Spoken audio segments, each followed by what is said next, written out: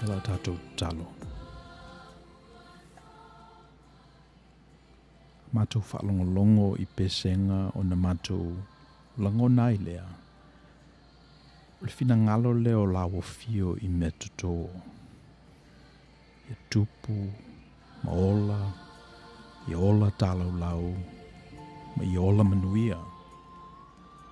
Ele manatu e whapeina fo ne fina ngalo mo mātou o langa whaalwhatutua. Pe ona fou mai o le ea o lo mātou mana vaina.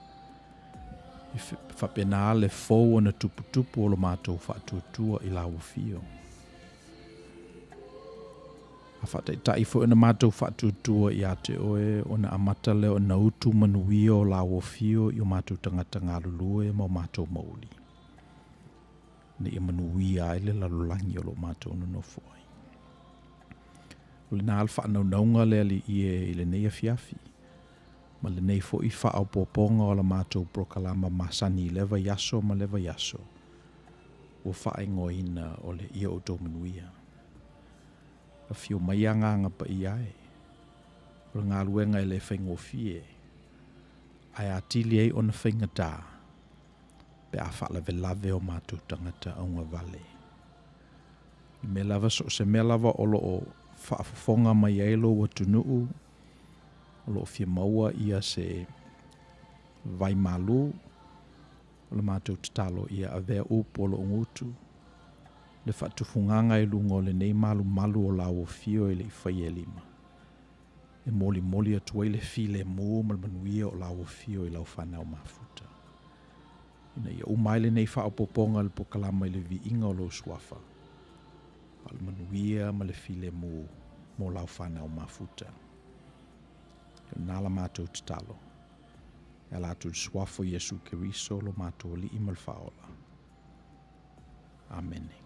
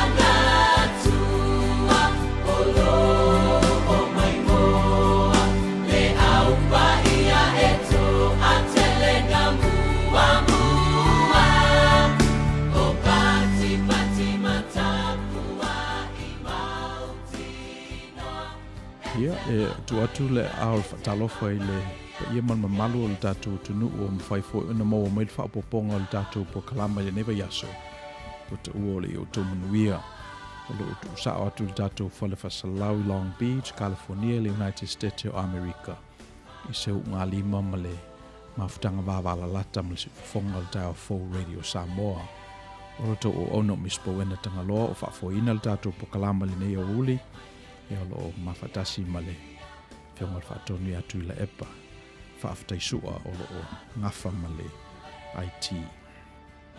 Ia, a whai olo e whaafonga mai le tātou po kalama i le YouTube. Ia whaamamole o me ane like i lau YouTube channel. Ia o na share la ia wo ina ia whaapopo fo ia lea whai ma le no mela o i latou olo o whaafonga mai le tātou po kalama. Whamai la le algorithm ma le YouTube. A o omi e early like. Ia ona avatu lola ia o le avanoa ia te oe. E te consume, upa Samoa tausami mua ai ia whaalumanga o loo avatu i le platform le nei e le ngata lai le nei fo i pokalama. Ia al to telefo i la uwhai ngā luenga o loo auto waa mai i le nei. Let's say malu o le tua e le iwhai e lima. So o te mi umalava lai avatu aini nai manulauti, o inati whaaletino pe whaalenganga foi. Ia whamaile algorithm a YouTube a omi follow like matale longo. Ia ona mua ala i ona whaasoa atu i lau fionga. Ia taumwhainga a lesi ufonga le taha fau. Ia. O lea ua silia nei ma le lua se lau 5 afe lea whai o tangata o Mali liu i Amerika. I le COVID-19. Ia o lea ai alu numela. Ia le foi la ua saule tau malulu mai e le tau mate o le a si i fo i lunga. Ia le a whai o tangata o le a Mali liu i le whamai. So, ele ni teimi whengofia teimi nei. E ni teimi whengofia teimi nei mai ua. Ele teimi e paso e le tangata. Ele teimi e umailo nata mai. Ele teimi ua fiu a tau mawhai. Ia pangale le ai e se lava le mea lo tupu. And I can feel for le fatigue o tangata. Teimi umalawa ta te mafuta atu ai foi. Ia i latou o loo auto wa atu le kalesia ma le au lotu moni a latou mea ai pe o le aso nafi i la solua. I le ngata fo ina o tangata vala au atu i le numela ma tu le message i le telefoni. Ia pe fsota i atu fo i le Facebook po le YouTube. Ia e pese i o le mele nā leo o lo o langona ina nei. O langona le fatigue. O le iso. Pe ua ila tangata. Ua ila tangata e pe e o lo iai se mea e le o whaamali e iai se mea o lo ngā lalai tangata. Ia mai o lo tau mawhai e kōp. O lo tau mawhai e kōp, o lo tau mawhai e a apa atu i se whasosoani. And those are just the ones that have that ability, because o le tele o tātou, i e pe e wholo malia ali numanga, e pe e le se tala e whai. Leanga nei, fo le me whapena tupu a o tala vau, mai o lana fofo na fofo ai, o le file mo. Na ile mea na tupu a o le titi o ia. O le mea whainga aluenga lana whaonga e ia, na lawe i nailo na soifua maola. O le leo stala e whaia. Ia le ala ua matua, wha se furu 5 se furu tausanga. Le vai atu a ua te uru tangata i au tafa. Mali liu tangata latu te masani mai loa. Ia o le whaiwhai ave loa pe lava le me whainga luenga na lawe ina o ia o le titi. Ia o ele manatu o tautua o penga. O le o toe te tauna whao ngā ina, le file mu, ma le leo se tala. Tauna si ile 5. Tauna whai se upu. E tauna whai mai le ai.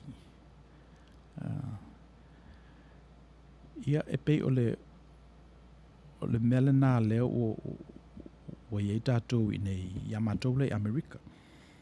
Ia o wai o le vai aso le nei ma le vai aso le o te na whianga i le leading age ma latou conferences. O le leading age la, it's a non-profit organization i nei. O lo members ai le tele o whalapopotonga ia e tausia tangata mātutua. O le latou mission o le removing ageism. ageism. So o le amata na whaasolo o le tangata ina mantua, ina ua mawai tausanga o le malosi ma sabali vali fo I tausanga li taia. Le vale o le ono se fulu lua, I le ono se fulu lima, pe o te mina ma whaio na dali a tangata ia lato li taia. Mo tangata ia whi ngaluenga I ngaluenga masani. A o ngaluenga ia ma mawhai pei o le tina mu, tina iafi, o leo ia o le vanga nai ma whaio na li taia le lima se fulu lima tausanga. So o le te milo lai li taia il tangata matali ia tupena whaanganga ma whaleo mo I lato. Ia ona amata lola ia o ngā luenga le leading age. E tau mawhai a maile tangata maile te mile nā ua solailo na malosi. Ia ma wha nofo I independent living situations, assisted living situations in whaiona. So this is housing. Leading Age is a housing organization. Ia umalola I o le assisted living, ia ngā solema skilled nursing facility. O le ala o mia o soifua tangata, le ala o whaapopo ia ma le memory care. O iaila ia no fuanga mo tangata matutua ua ngalo ia mea alai e soifua le leia. So me la ufam tala ina il tala na ona le vaiaso le nema le vaiaso la uma vai na faila la tau conference e masani e yala do I tosanga uma. And these are big events e whaonga ia conference centers te tele a lea nuu ma lea nuu. The big cities in America. E hosta I me ia leanga e be fitu afe le valu afe la whai o tangata e listala mao ia I.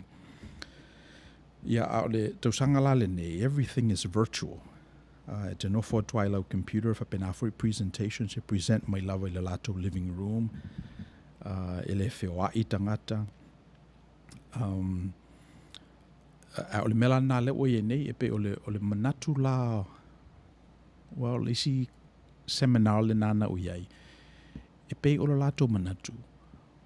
Ua ese lava le whaatufunga ina e le COVID-19 furuiva, le leading age population. Nei lo le mena e mo mua. So o le winga o le tala na e pe ua ese ni malosi ua maua e whalapo putonga nei. Ona o le whaafitauli le ua tula I mai. So e pe o le tangata whaelele ua leva e le I whaongaina se vaenga o lato mafofau. Ia te ia ua ola. So it's a mixed bag. On the one end, e pe ua depress ia tangata. Ua depress tangata whamaisole le o whaapeina le o mawhai I tātou o nanga le lei tangata mātutua on the one hand. And on the other hand, le whaua tula I mai nai me fau ia. Whaatufunganga fau lea. Na iei le seminar na o participate ai o la toa la tipi o le tāua o le leo o le voice o le leo le tangata mai o lato example la na whai le vanga na whai presentation o le ballet dancer beivas furu whae tau sanga o silo matua o ngalo mea o le matua le telo mea a le temiro lava na tai ia le classical music ballet music ia te ia o manatua e maso lo matua ia nga dance moves o mana ia o mana ia le presentation o vaenga o la latoa whaao popo e mo ia ua ngalo ia mea le mafofau ai le o ngalo e le tino ia le stimulating o ia e pese mal music. So I don't know se me fo na tatou te mafofau ia me se le tele o tatou artisi o lo o whengai ma le nei whai walo filima o le whawauina o pese o le tu o se manatu ini nai upu I titi ia wal tosto soa e pe o la me le whai nei ia tu ini nai upu laiti ma in the very concise way se manatu tu ia mal musika ia ona vatula ia e whalongolongo il tangata. So anyway, so le science la whapea e tāua le musika e pe o le seminar na nana o iai. So tu sala pe matua ma tele tau sanga le soifua o le tangata e iai pe lava i ona langona mangayo ina o lona tino e manatua mai trigger e musika. So o mantuina fo ile upo masani au na ona fai fe au fo e launga le pese e tatalo le pese so o tau o le pese. So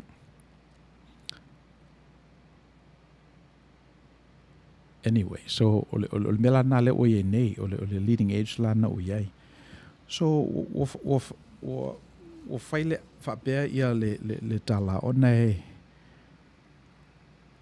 te tau il tangata ona toe susu e le tusi fo fola al fala fe sili po fe ia le tua i teimi fa penei wai le fengo fie mai atonu e mana tua ina le tangata se teimi fo i na le mau manatu ai atonu e mantua ina le tangata se teimi o lona soifua na whapeina ai ele ngata o ia o tangata lato te masani ia me se fo ila langi ia ona manatu rola ia i le lofo le tua ia ona avelele o langana whaatu e malana nan tapo inga le tua la tatu dato pesele vai fo ia dato fo ia ona whaawau dato maftanga lisi tu.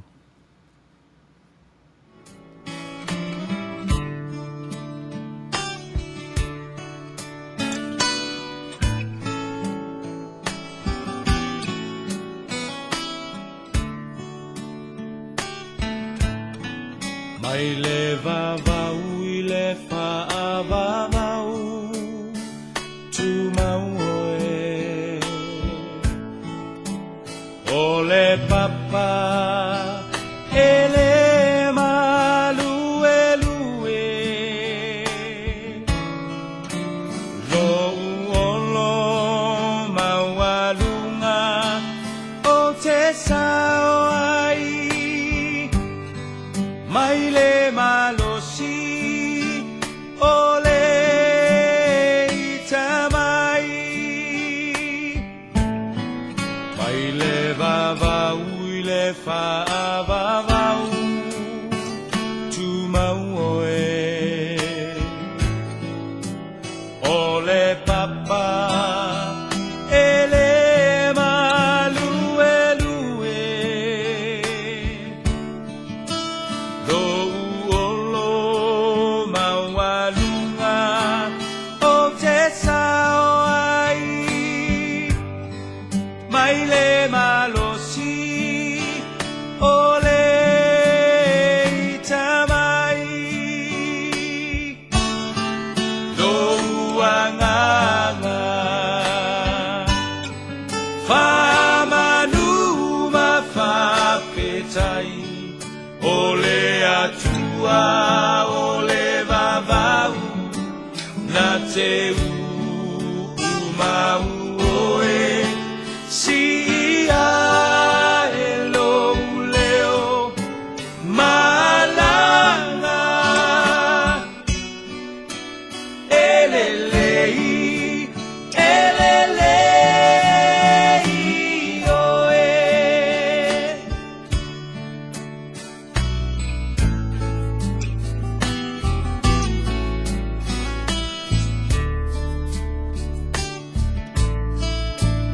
Nalulu e mea uma moau Silapia e ia o umanatu Le tua le maunga le tua le vanu Bua bua pea Olo lele mea uma lo uanganga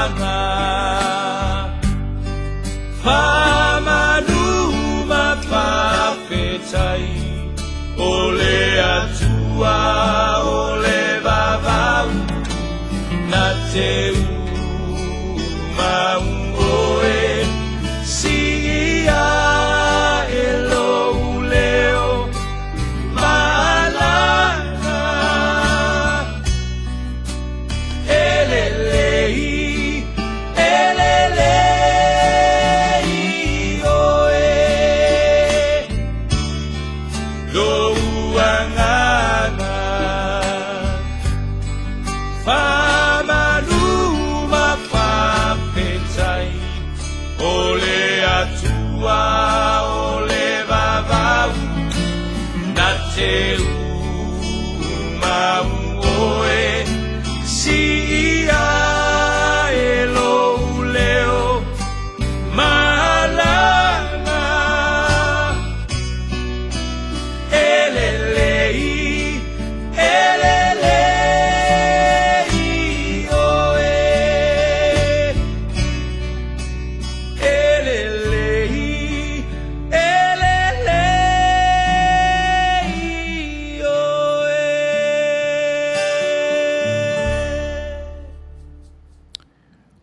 O le mea lana tāua i le whaatutua. O le mea lana tāua i lo tātou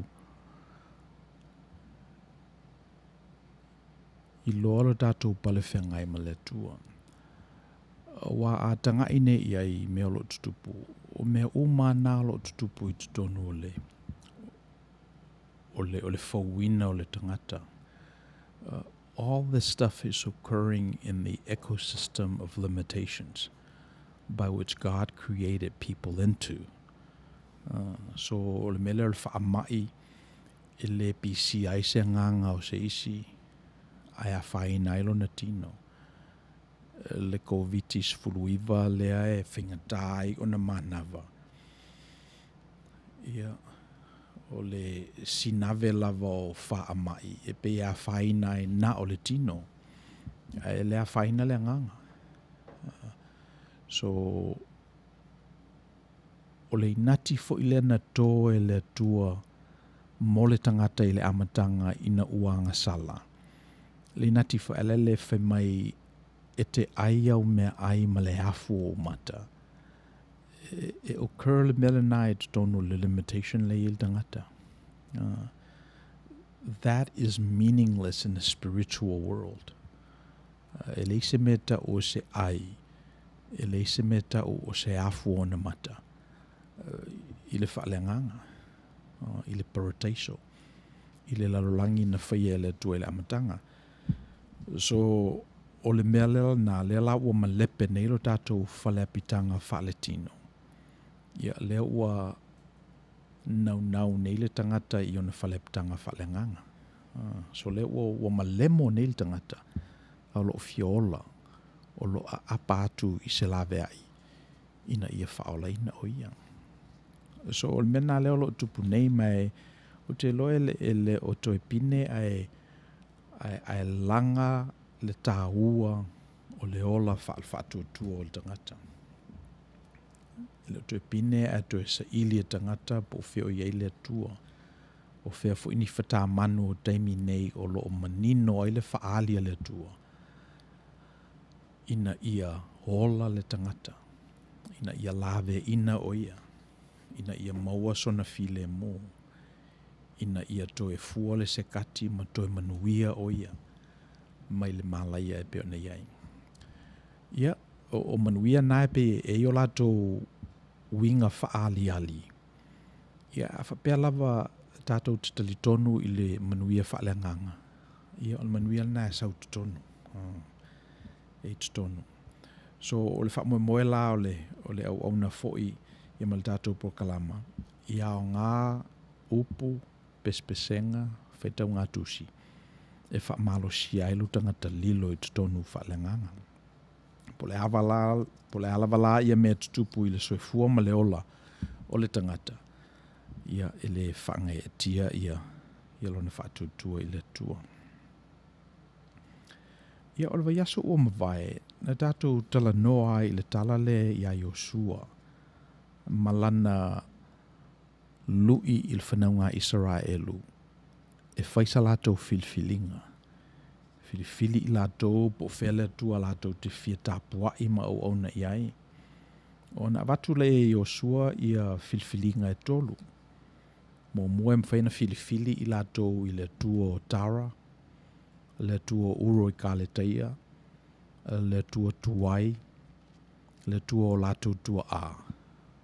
Number 1. Po numela no lua filifili I lātou ia tua o tangata kanana, tangata amoni. Tangata ia o mai I lātou o lo o I tutonu o le whanua e tawhe le swa susu ma le meli. Le tua o le talita oto o ngase o malolo. O le filifilinga lono lua na pe filifili I lātou I le tua lea. Lea na vala awina apera amo mai lona nuu ma lona ainga e masani ai. Ai alu I le nuu e avatu e le tua le na ia te ia, lana whanau. Le tua le osi whea ngainga ma le tangata, a whaia vea o mautou o tua, o te whaia o tou mau tangata, o te whato te leina lau whanau e whape o leo neone o matawhanga ma whetua o le langi le to tele. Le tua le na ina ua ala langa le whanaunga Israelu mai e kupito le mea polonga ai. O na whatu wina la ia le tua le na malanga I le finangalo mose. Ia le nau e whaola o na tangata. Le tua la na whaitaua na o maia I le au malosi le whanaunga Israelu mai ai kupito le mea sa nofo polonga ai. Ai no wai le vao I tausanga e whase fulu. O na sui lola ia I le tua e au maia le manai. E au maia mea ai. E au maia le vai. O le tua le na El Shaddai, o le tua e tatau ma le aso. So, o filifilinga la na e toru na whaiatu o sua le nu o Israel. Filifili o tau po wheo o tua na tau te tāpua I ma au na iai. A o a ua ia malo ainga. Ma tau te tāpua I le tua lea. Le tua lea na whaolaina I tātou mai le polonga. I le mesa nofo ainga. Le tua lea o lo mafuta mai pe I tātou lea taimi ma lea taimi. Le tua lea na whaali manino I a Yesu Kiriso. Le na whamai eile li I le fine lungo le vai eli sukara. E o mali taimi e le tue tāpua I e tangata Yerusalema, pe tāpua I fo I le nei maunga. Ai o mai le taimi, o nei fo I lawa I ai. O I lātou e tāpua I le tua tāpua I le nganga ma le whamaoni. Le tua le ofisili nei tangata Amerika. Ma le lalangi au le ua tupu nei le COVID-19 furuiva. Le ua silia le lusala lima sfuru afe la fa e tangata ua mali liu ai le nei whamai I a Amerika. Le tua lana le ofia mana mia da do. Ua matau na la foa I da do ua tua ia sa amaya I da do ana mua lavan tāpua I o tātou tua a. La foa I fo e tātou tua tunu nei aisa wale umamate. Ua iloa wale utoi mawhaia tua nei o na tā ofi le alu le COVID. Ia a lea ua fia mana amia nei tātou le tua. Le tua e tatau mo le daimi le nei. Le tua e amailo na fina ngalo e file mua I tātou. Ia le tua na te lave ina I tātou. So, le tala nā tātou mawhauwhau ai le vaso o mawai. Mai, o le mea nei loa e Yosua. E ui lava na whaimai le whanaunga Israelu I oe mātou te filifilia le tua le nā e whaimo mātou tua. Ana I ite lava Yosua e le mawhaia tangata o na tāpua I le tua. Le mwhena whamaoni la lātou tau tua I le tua. Ai sea, le ai le mele le original sin. Le mea le pa ui le amatanga. Le aolo iai ia le pisia le na au mai ei. Mai na mo le mau e fo ia Yosua. Teimi nana pala au mai ai ia le tua ia Mose. E latu I lunga e whaile talanoanga. A ole au mai e le tua tula fono se fulu. Whamai walu Mose I lunga e le maunga e tala noa ma le tua, ia ua whaatua i mai.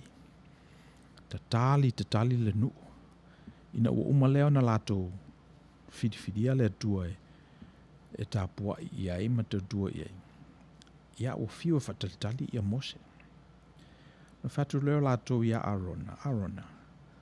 So ia nā whau mo i mātou se tua. A watu mama aulo ma whidiwhili aulo ia na mātou o mai mai mātou. Se e whau ai se tua e mawhaiona mātou wa ai i ai.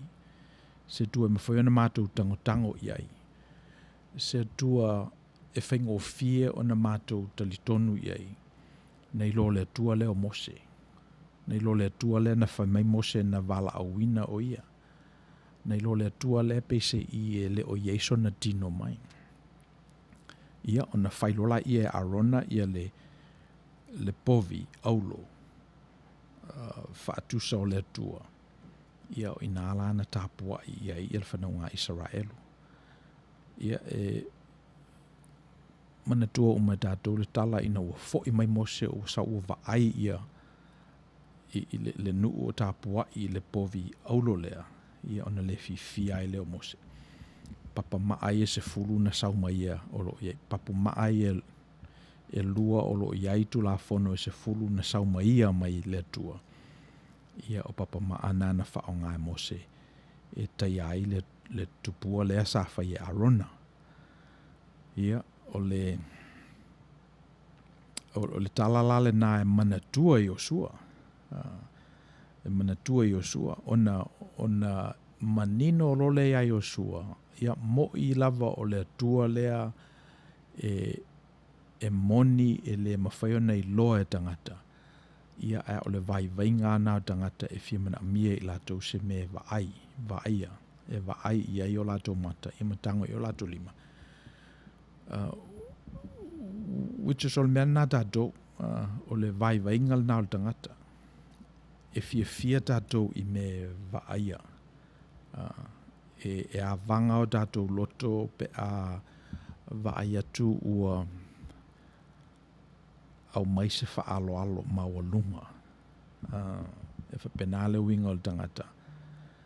Ia e mo le tangata e utu i Manuia o le tua. E lo manatu e te tau o na whaatufunga ina o e le whaatufunganga na whaatufunga i a Yosua. Ia o wane i tā ina o e mea vaia. O wane i whaasese ina lo i lo le tua i mea mawhaiona e tango i ai. A wape o lesi lana mea le tele ina whai ai. E whapela tātou tala o le manuia, o le leo ta vale o lo whewa i ai, o le leo fale, o le leo ngā luenga, o le tele o tupe, o le mea nai tele ina lapei tātou, o le manuia le nai le tele o le mawhawhau o le tangata. Ia e le na o le paule na o le manuia. O le manuia lea o lo o i le tātou tusi. Ia o le manuia le nai i le mawhaia sesi o na whamatala. Ia ina ua maliu la Yosua. Whamele tala na toe fo'iloa ia Israelu. I le tāpua i ia tua. Sa masani e lato atua mate, atua e le eise winga lata mai ia i lato. Ia mase atua fo'i e le tautua ina. E fifia tangata i atua mawango fie. Ia ona umala in tātou tala noa i le tala na ia Yosua le vaso o mawai. On tātou tala noa la ia i le whata oto i tāu pou e tos fulu. Whamaileli i whapele malo le atua o le whato a whaiawa. Ua whailo nā so tele i ona longo lo leo ana wo e masani e mai whaile enga fia. Whamaila leli e ila tau pou na o i le enga leo le whaipoiponga. E lima e ata mamai. Ia e lima e whaale ata mamai. Whamaila i le tala leli i o le lima ata mamai na ave alato la mepa mo li ma ave malato swau u whale leo. Ia o le lima le ata mamai. Ave na o mo li, ave na o la mepa. Ele ave ani alato swau. Ia, whamaile tala o whatua i mai, le whatua a whaiawa. Ia ona tule moe lo leo tau pone. Ia ma uma moe lava. O il vailuanga o le po, na sau leo le vala au mo le whaeilo fa mai leo sau le fatoa whaiawa. Tutuie I lunga e sao niuni e ulu fale I le pati o le awhaia. Ia, tutu nei ia tau pou nei. O vai atu tau pou valea. O le atau pepea la tau moli. O na whai atu lo lei tau pou pupoto. Si aula. Ni a wha o tō e maini nai swao u se I o lai amato moli o la pepe. Ia a wha mai ia tau pou watama mai. Ia ne te ule lava o tō mai mātou. Ai o mai na o I e whaatau o I whale o loa. O I lika stoa nei lalo. Whaatau eni o tō swao. Ia ele tō o mai ai. Ia o tau pou valea.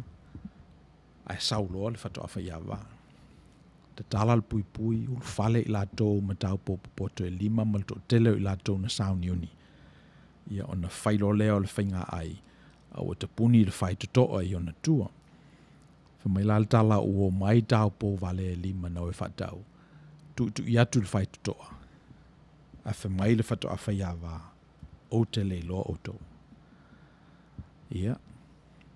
Ona o mai leo le whata oto. Mai pe o manatu lan tātou maua mai le vaiaso o mawai. O manatu mo moe I me le mawhai e oe na no. E mwhai ana na boro isi mea. Ai me le mawhai na boro e oe.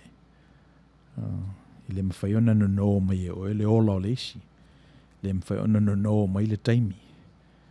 Taimi ai a oe o taimi o oe. Le mawhai o na no le whatuatua. Le mawhai o na no ia le whaolatanga. O tofi isi me le mwhai no.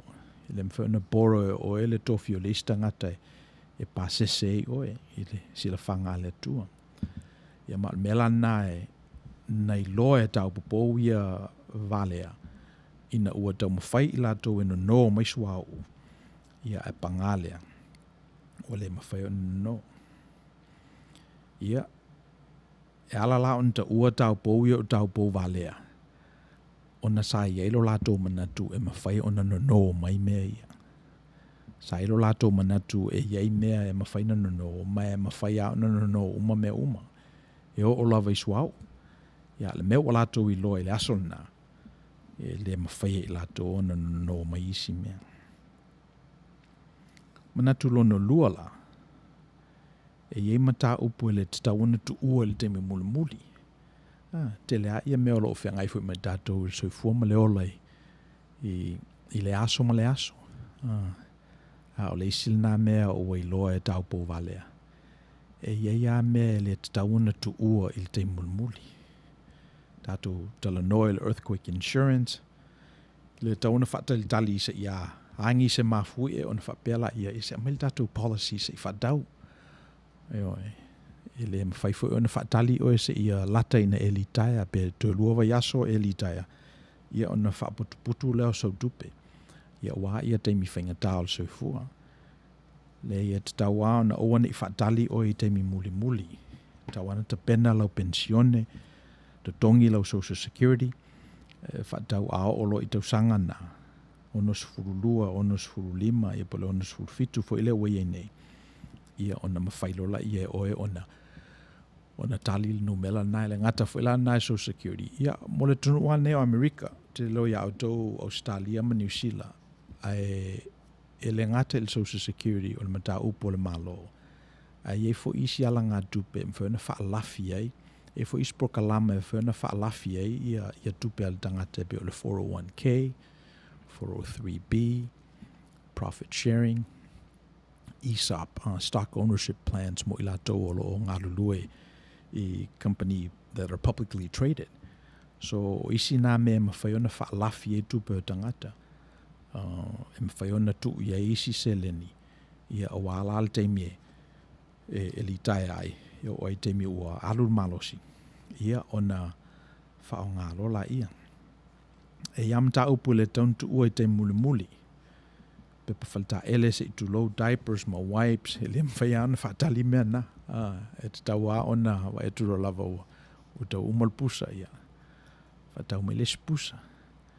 o suenga midterms at tamiti fa mita to le tona fa tali se o le asol suenga ona cram la ia a tono mena sa faia tato la iti le o tato mat tua name o tato i loa ma me fna le ala i ona polili pe tamiti e se wata li ile na alui California Baptist University ia o te faia e rua fai fa leo mao tam fai study o fa tali te mule tau fai au suenga.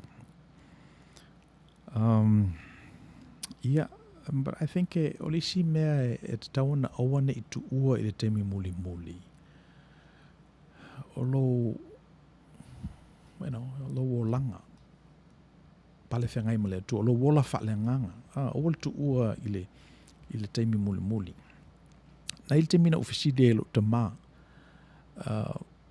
Dad o le toe fo i mai o le li i le mele whame o le aso le li i le aso le whamasino i nai le tangata o le aso manatu i le aso na ia no fo ale to ina ma mafau tu sai fo i o a onga na o i nai o ia malona i lo fo i le tua ma lona pale whengai fo i malona whatu tua on whamele o lantala te manatu o le aso le li o le aso e o tia i oe te miro lava transition ai oe mai leo langa le nei le te o lai i leo langa atali po leo langa i tua atu o le tō lau manawa o ina e whamasino ina i oe o ina alu te whailoa i ai male atua o ina alu te whailoa i ai male li so ono whalamo maho fau a whapea o le nā o le aso e tō ilo manawa le aso e whamasino ina i oe ia taun e ta pena wai le iloa po le ale aso e le teimi male tu aso e fio mai e ia le atali o le tangata. Pela le teimi e tō e lau manawa. So e taunta pena, o whata le tali se ia lata mai se o le teimi e mai ai. So e tauna a whapea mo i la tō o lo i aseta pe o whanua, life insurance, e ni dale name o le beneficiary. E tauna whaisa will ina i oane i mate e tangata o loo tutoe po le alo fina ngalo o ia ave i ta vale lau papa tipi povile i lo mkuka o ia ave ai ia mesa ia ainga to delta maiti 5 fitu tamaiti le leia mo ainga na o tasil tamititi ai e tau foi lava na o le fatali se o le te mea luai ona fato tusi le lalo o le wili mawhai ia mena life insurance policies and need le whaopopo ia beneficiaries a whape ua mali liu ia beneficiaries po ua motusia fo ilo lua ainga ia ona sui la ia sui i tamaiti pe a whape ua sola ia le tamaa o le ainga ia nai mea laiti a whape na e tawana na tapena iai ai iai mea e le tawana whaatali tātou le te muli ma whamai la i al whata oto le li o le mafuanga le nā ua lai ona ta ua tau pou nei o tau pou valea ai sea ona ua whaatali la lātou whaatau o le suahu i le teimi muli ia o tau pou ia e ta ua o tau pou pupoto ia o i lātou nā e le i whaatali le teimi muli le ngata watu o lātou la mepa ia au te pena fo i mā lātou suahu ia malmanatu munumuri lalva yaso o mawai ale le leil te pena ia ona le ato toa leo whamanuianga le tua something happens when you prepare who you become atonu e pa o papa i le whaalongo a tangata kirisiano e to te le moangana lea who wants to be a millionaire I want to be a millionaire e pese i e tautua o penga i a manatu na i le tangata lea e le o mana o e turi au pūl ta mao ainga le tangata lea na mamanu e o na matua se o e te mana o tele o e te mana o i me whale tino tamaitia na mamanu whapenai o lato matu whether consciously or unconsciously that the root of all evil is wealth. O le tupe o se meleanga e pe o motamaitina na manu whapena. That money is the root of all evil. Ia e whapena le winga e pe pa o papai ala tau le upule I want to be a millionaire, who wants to be a millionaire. But who you become while you're in the process of, I think o le mea nai e misi e la tau. A se toi valu lava ma toi ene te isi ia manu lauti to whamanino na o leva na o mai i tātou lo whai ma me whapolonga ina i pēle tō tele. Si toi valu te isi lava manatu nā pē le o iai ese isi me ese mai nei lo le nā. Awa a valu lama tu stosi ma soso atu le mena. Ona i loela ia, it's the love of money. That's the root of all evil. O lo nanau i le tupe, o le nā whanau mai ai ia le tu ina nau. So, but who you become, a whapela e whaisau whapea, lela o whaia umatangata mau mea. Yeah, then who you become along the way, e ato toai whamanuianga le tue ate oi. So here's a personal example for I lo o langa. Ina ua whaila o tala e fia mana o te manao ina ia o sia le Ph.D. It was something whaelele sa tuku i o uluma sa o tuli au buina.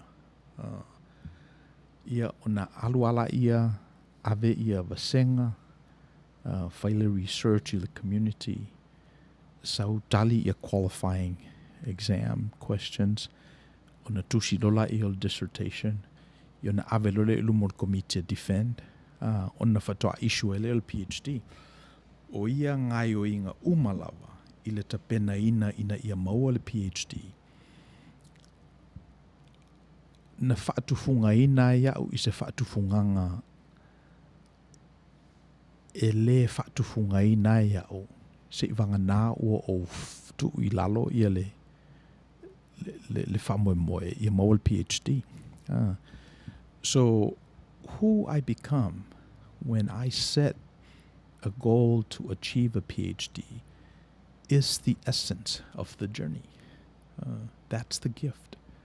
That's the real gift.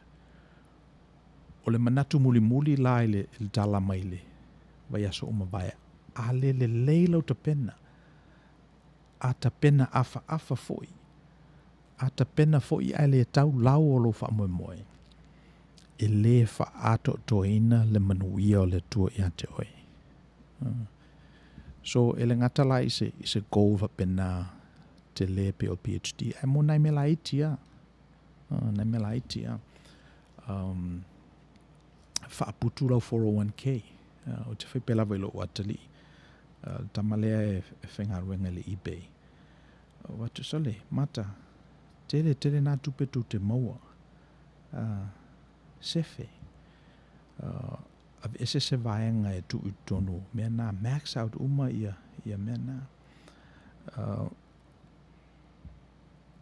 E ese mai oe mai istangata ia. Spend uma lava, pole alava le tupe maua, spend uma. Isi i fo ilunga le tupe maua e watu. Si ilunga le payment o le ta vale. Si ilunga le apartment e rent. Watu, fa pena o tō. Fa pena o tō e a ta pena o tō I mena ta pena I fo o tō e mātua. O le frugality, parsimony, o values na mamanu e o tō. Le fa pe o leo ni tupe ai na fili fa pena, ma le fau fa pena o tō. Le ntangata fa alia lia le tamau ai ngā le tua. Ia, ona fa pena I ala ia.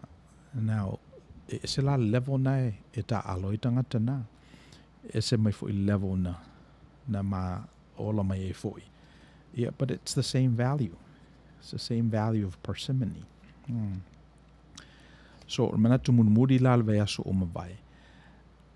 O le tapena ina oe, o le mea alofa le nā. O le tapena ina oe mo se wha moe moe. O le inati le nā mo oe. A le lei o na tapena. Ia e mawhai o na sopo loa wha manuianga le tua. So, for example, la le tala i e tau poe e toa lima. Wa te ropa le ale matutu o tau poe i a te nei am salope sful lima tau sanga. Ave lava le value le nei o le tapena. O le ngata la i le lima lea ata mamai, a le whala ua maua le lima va lea. I le tau o le tapena. Ia fa pea la sala mo maloto maua lalo ia tau poe ia na wha le tonu. Ia matoe la langa, matoe fofola le whala. Ia na amata lola, ia na utu, ia manuia o le tua ia ilato. So who they become as they're in the process of preparing, that really is the blessing. O le nati le nā mō lato. Tala ia tā vita makoliata. E pe lava le manatu o te le lope sa o pe se e whamaila tātou manatu o koliata ia e te leo tele, whatufungaina, i whaitaua, lana tau, lana talita, lana ufi whatawhata. E sili atu nā nei lo tā vita. Le ise ufi whatawhata, tala vou, le ise tau, le ise pelu, na lana maata. E whamai tātou o so stangata lava ta pena pe o koriata. E oti lava i a tā vita. Atonu o le mafu angal na e le ta pena i nisi. Atonu o le mafu angal na e tātou te whamai tātou e whaalangolango i le tua. Whaalangolango i le tua tā vita ia, tali tonu ma whatutua i le tua. Mai e mawhai i tātou o na whato i lalo koliata. Pe a tātou whatutua i le tua. Pe o le tosi nā ma le manatu nā le tele i na mawhawhau e tātou mai sa o wola mai fo i ma o tali tonu i mawhawhaunga nā. Na whapela i o tātou ia whapela vai au i tātou ma le tua. E mawhai lava ia i tātou na whato i lalo koliata. Ia ai ele tusi tangata ingo ia Malcolm Gladwell. Na tusi le tusi David and Goliath. Me sa tosi ni ia i ele. E Malcolm ia le whatufunga ina o Davita. Whai fesili i ilo, wa ai manatu. Na whamele o lantala, e te ilo le mea mo i lava na tupu laso na. Koliata ua mantua, msalpe iwa futu le te leo le o koliata. Wa matai na mantua, ma mafa fo ia na mea tau.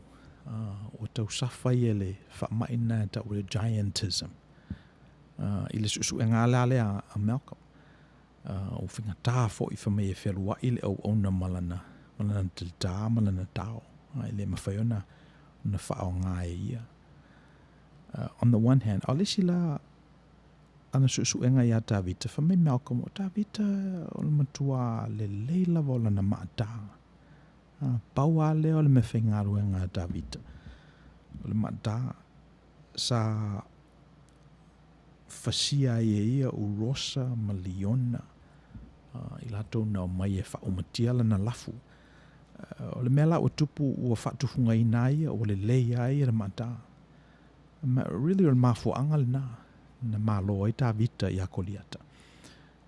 Momua o nei ua mata na pau koriata, ua matua, ua pōl na vaai ma ua lelelei o na lima. Ia o lesi mafuanga. Matua whatufunga ina tā vita le mata. So, o se panga le tutusa. O se whanga tuanga le tutusa, le whanga tuanga tā vita ma koliata. Le anga ese lava le whatufunga ina o koliata. Ese le whatufunga ina o tā vita. Sa ilia tā vita le mea o lo expose o koliata. lona moaulu ma ina ana pa u ele maa. So o le mea lau whamatalaina ai le talana. A whapela ve ta pena oe e pe on ta pena e ta vita ia lana maa ta. Ina ima tuale leilava. Ina ima tuale leilava. E ma whaina whaongai le tual mena. No foma mafo fau i le industry leo le bug and whip industry. Wai te mi a o whiwa i tangata i solfanua, mta awale solfanua. Sa iala au whai bisinisi o la hatou nā mea whai o le whai o ta awale solfanua, o le whai o pāu, o le whawhanga o solfanua, o le whai o le whip, me le sasa i le solfanua. E ala latou manatu ina o sau ta awale le se mea umil me leo ta awale. So sa le whatufunga ina i latou, sa le suye i latou le mea o lo iai. Ia. Le o tatou i lo umane ale, le tala o le o to ise se wherua is ta awale solfanua. Ia wherua i whistangata ta awale solfanua. Ia ele o alu e tuli ia se mai. Ele o alu e ave ia se wheau ta ua. Ilo manatu e whapena fo ili mena tupu ia ta vita mkoliata. O sui le whainga o taua. Ia ele i maua lawa e koliata le message. E ile mea leo te waaine ai o lo tupu i le industry, well, tele au industry, so le mele o automation. Automation o waaitaru ai nei i le company ta o le MISO. MISO Robotics. E pe i la tau le nā leo lo o fawina i robots e so swani tono fle inga. Philippi Burger me whapena. Ua le ngatala na ia o tele fo i lawa le industry, le o tele in automate ia le industry. O le me lawa o whamtalaina e tala na mo i la tau lawa o lo whalango lango i le maso. Mo i la tau lawa o lo whalango lango i lo la tau malosi. Ia o me teimi e tau tua o penga i le mena. O wa leo le ao mai ia automation o leo la whai e robot o telefo i lava ina whai e robot ia ta avale. Ia la leo to e whiamana o mia ai nisi e whaongalo la tau maso. Ia ele ave sea pe lava le ata mai o tangata e tauna. Ona i le tangata le whaatufunganga ina ia whaao popo i pe e ia se melelei. I le whawina ta avale, Filipino burgers, ia maisi lava me whiamana mia tātou leo langa nei. Ia raso nā o mawai. La tātou pese lewa vai tātou foe. Ia na wha awau leo tātou po kalama i lisi tū.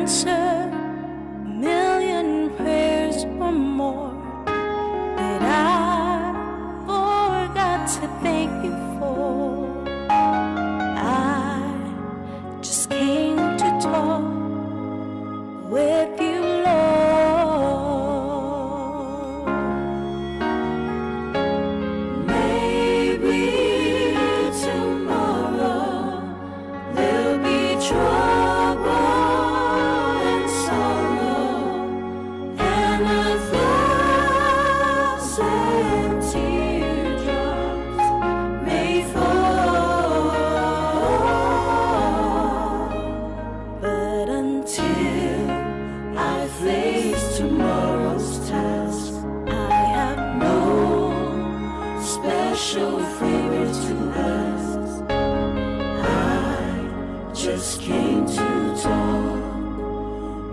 with you, Lord.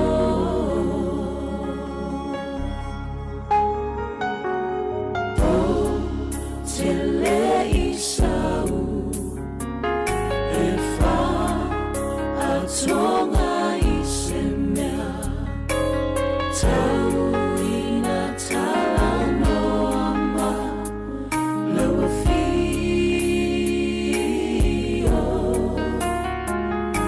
utalia utalo sanga, ai o tele ifa fetai, tau ina talanoa, ma o Yesu.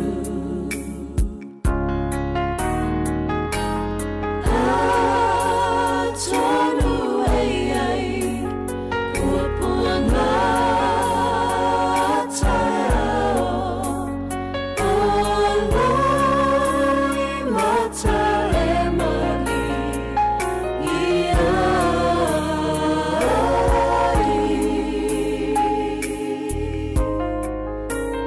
I say yao, lia tu atayao, aolene, ilo umana onga, tau ina talanoa, ma o Yesu. Maybe tomorrow there'll be trouble and sorrow, and 1,000 teardrops may fall. But until I face tomorrow's test, I have no special favor to rest. I just came to talk with you, Lord. Tau ina talanoa, ma o Yesu.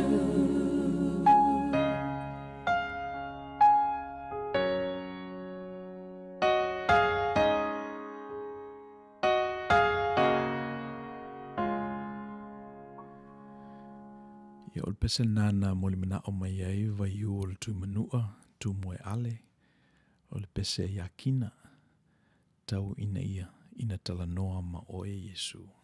Ia whaftai lava. E pe o le sina mea ua ngalo o le pokalama ne fautele.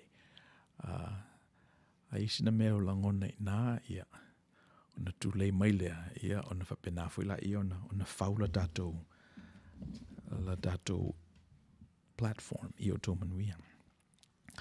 O le sila tusi lena o ai atu ai o share mai ai ia vaiu. O le e pelu is full tolu. O pue 5 maleono. Let's see.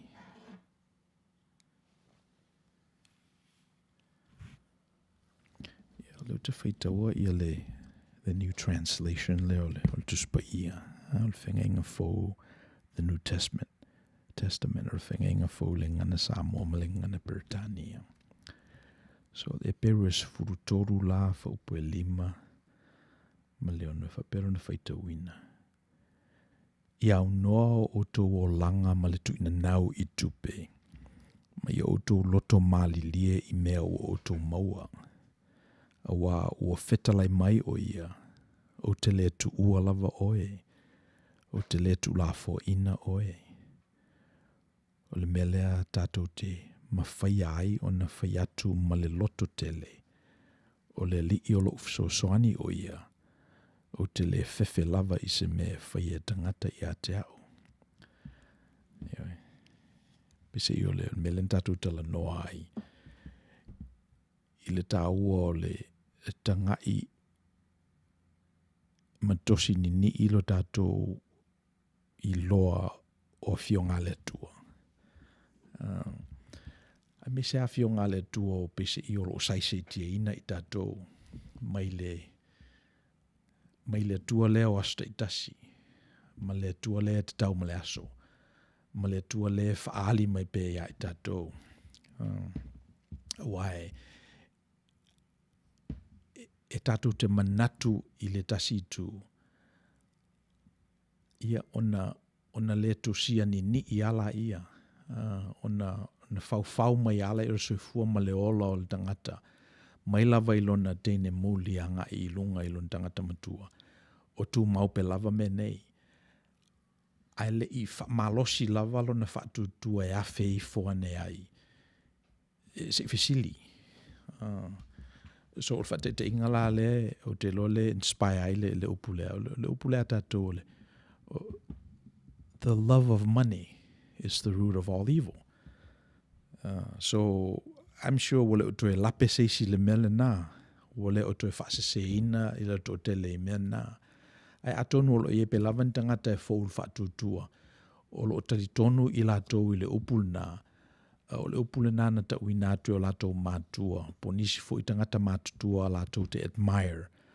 Ia le ope se i e alo mamao e se ia i latou mai tupe, ma se leni, e le tala noa fo i finances. Ai sea, le anga whi mai latou, money is the root of all evil. Ia whapela o lewa na e vai i mele, ona i lola i ato sini, i na e latula i no, it's the love. It's the love of money. That's the root of all evil. E se whailala tupe e whapopo i se isi mea. It's the love of food. It's the love of God, shall we say? It's the love of anything. O le teimiro lava ave ai loa lofa i se mea. E mawhai ona puna mai nā i eni me whale tonu. Pe ole o inga moni lava nā. Malosi lava la oi le whaatutua, mautu ia te oe manuia tele lanu ese o le tua. Ona mawhai ala i ona manino ia te oe le tāhua ma le loto le upulea. The love of. Ia na tuula i e oe ia le mele a ngai i ai, ia loa lofa. Is the root of all evil. O i nā o le aale nā o le evil, o le aale nā o satani. Ia, pe o le mele nā e, o le tangata la na te sila fia mai loa le nā opumoni. O le tangata na te mawhai o na i te ina le manifestina o le nā upumoni. O le tangata file mō. O le tangata e ato o toa le manuia o le tua ia te ia. O le tangata e le ngao ia. O le tangata e le so ona ave lona lofa i se isi. Ina ua mautinoa e ia. O ina e mawhai ona whanau mai e se whaale tonu maleanga. So e la o principle fo i o tamawhai, lo tama i o langa. Whapela o tala, use the least necessary force. The least necessary force.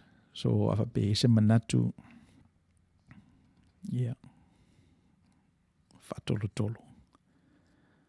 O le tāmawina, pai nai fesili, ene mali tosi nini.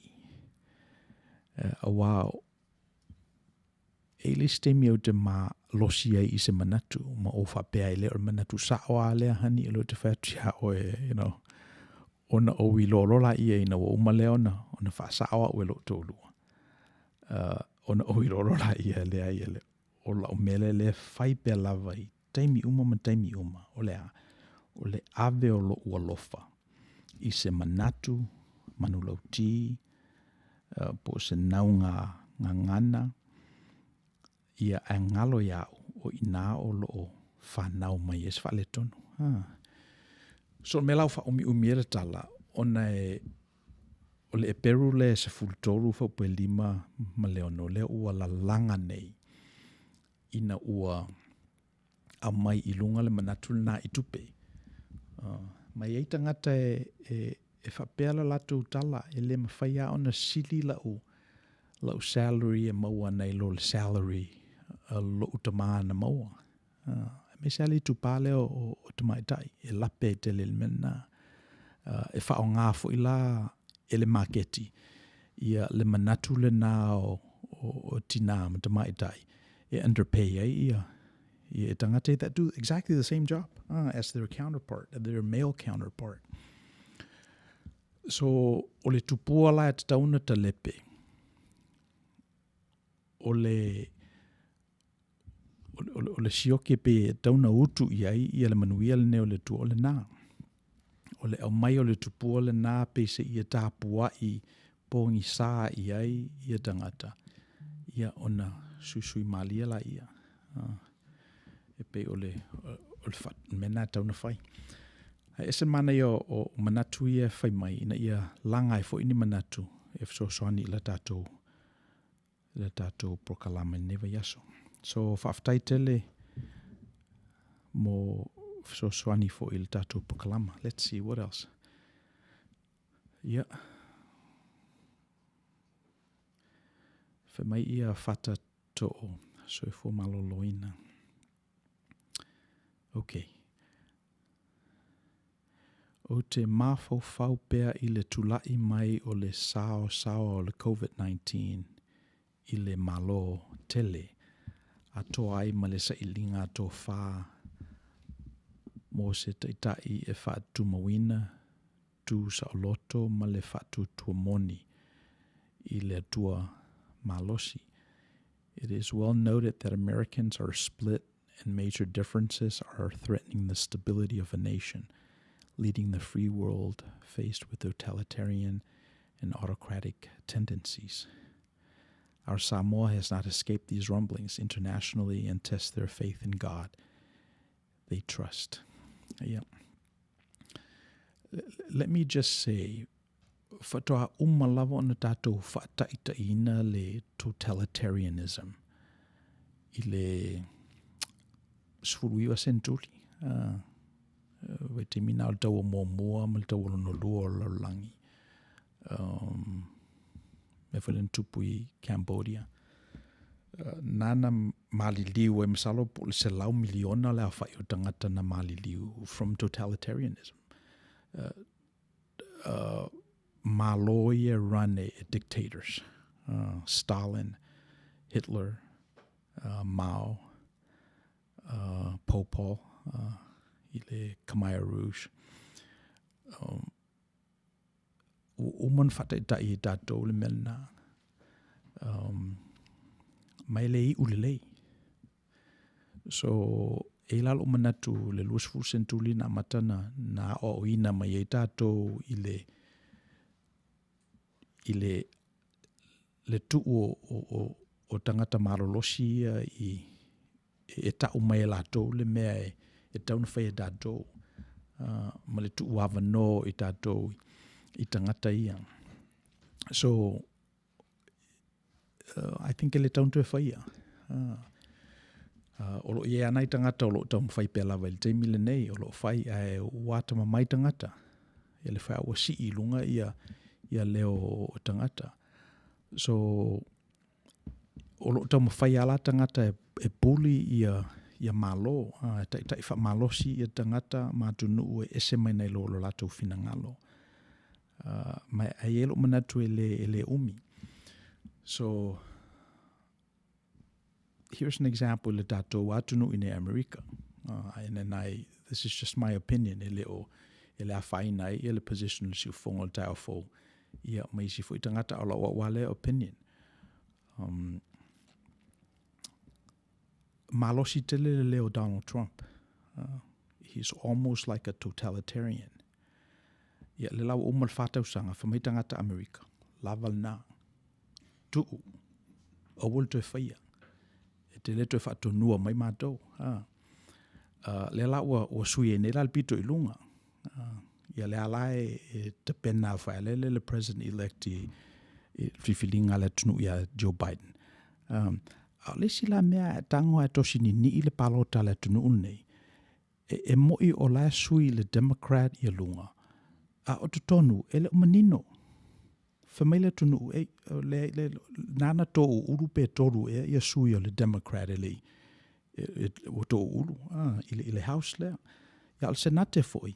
Ia le ai o lai pise ie vavalua fa pena, ele o mautu na ile manatu fa mau lunga o Democrat.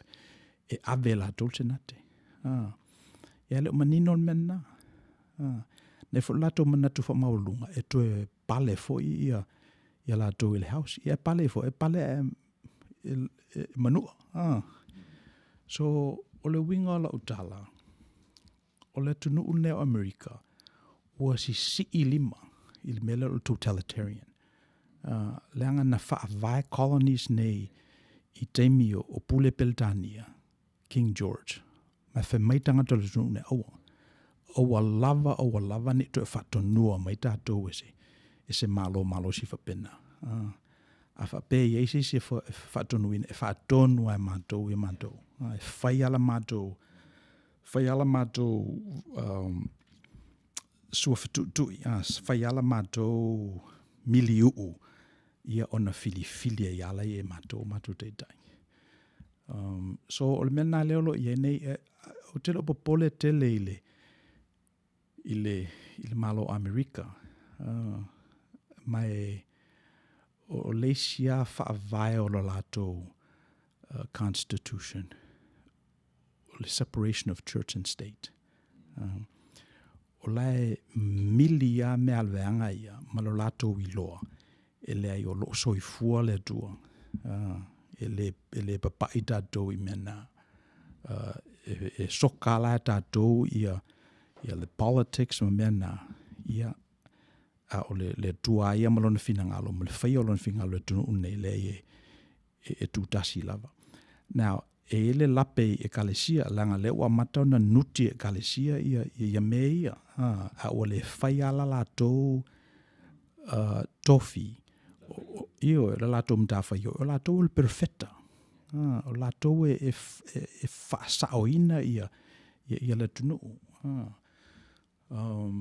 Ma o le teimiro lava la e ngalo ai le faith community ma e kalesia, ia ma lau whainga luenga fo ia lo tangata. Teimiro lava e ngalo ai mātou la mātou tofi. I mātou whaife au ale atua. We have to speak justice to the powers, and we have to do it with love. O le teimiro lava le whaialo mātou tofi. Ia ne ele lo manatue. Whale tonu le tunu unei. Le melna leo lo manino e le tunu nei, le lea ia me lua, e le pule a otou e kalesi po atou me fai. Io e. La foi, ele ia e fe malu ai, e pe o le, io e fe tausi ai, e le fe ai ai. Io e. So, e pe o le melana leo lo manino le tunu nei. Yeah, so sen mai. O le ierta fasili le lunga I whamu. Oi, okay.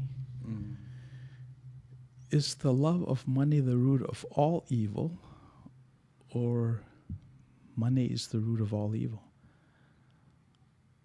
Yeah, well, I think it's the love of money. We can always Google that and confirm that, but I think it used to be confused that money is the root of all evil for a long time.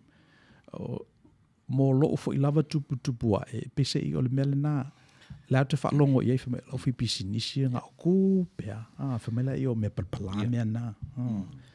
So we were saying that money is the root of all evil for a very long time, but when you take a closer look, when you do the forensics on it, it's not really money, but it's the love.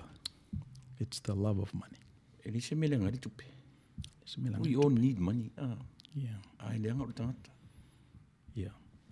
Ina ua se sere me o tele le mana tele. Yo, e pe ol mena. And I think if you go even further, love of anything is the root of all evil. I have seen so many families fallen apart because of love of something. Yeah. e golf le tamalo. Ele mana o le tamalo e whala ve lave atu le fine pe a... Ia po le pinko hoi. O le bingo le isi mea. The love of bingo. Ia. Io e... Man tu fo le tala fo le a tatu nei tu i nom nei lo matu. Si ua e atua i nā mea. Yeah. Yeah. Me ua whai ma sui tū langa i le atua. Ave uma i aile ola ma le. Yeah. That's what that is. Yeah. So, I'll tell you, tangata le matua lato whatu tu e sapo el mel na wa a tostosini ni ia ona e lolola ia le, let's say, le tau langa tu tasi na sao nia le tua e alu ilo na alo o Yesu Kiriso. Le tangata sa pele ilo na finangalo, ala mentupu, na whasa tauro lava.